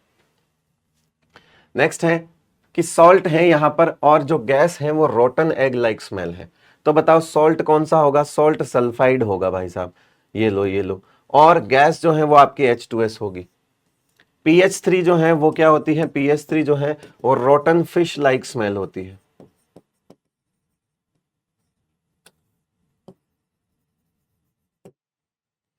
ठीक है बेटा। उसके बाद क्या है? Which of the following is radical can interfere, मतलब इनमें से कौन इंटरफेयरिंग एनायन है? बाप सॉफ्ट है, लो भाई ऑक्जेलेट हो गया इसका आंसर। इसका आंसर क्या हो गया? ऑक्जेलेट। अब हमने नेक्स्ट लेक्चर में हम क्या करने वाले हैं, है ना? नेक्स्ट लेक्चर में हम प्रीलिमिनरी एंड कंफर्मेटरी टेस्ट करने वाले हैं, and confirmatory test for class A sub group 2, ये हम नेक्स्ट लेक्चर में देखेंगे। तो पढ़ते रहिए मजे से, ठीक है? और उस स्टेप का ध्यान रखना कि पहले क्या मिलाया जाता है? पहले डाइल्यूट मिलाया जाता है बेटा। ठीक है भाई, चलिए तो नेक्स्ट लेक्चर में मिलेंगे। और ये कितने लेक्चर, ये 1.5 घंटे का लेक्चर है, 1 घंटे में तुम खींच दोगे। मुझे पता है मेरे वाले को तुम 1.5 पे देखते हो या 1.25 पे तो देख ही लेते हो। चलिए, बहुत बहुत शुक्रिया आपका, थैंक यू सो मच। 2 चीजें मुझे अपलोड करवानी है, एक एनसीईआरटी पी ब्लॉक की और एक इस किताब को लैब मैनुअल को, अभी करवाता हूँ, जस्ट बोल ही रहा हूँ। चलिए, नमस्कार।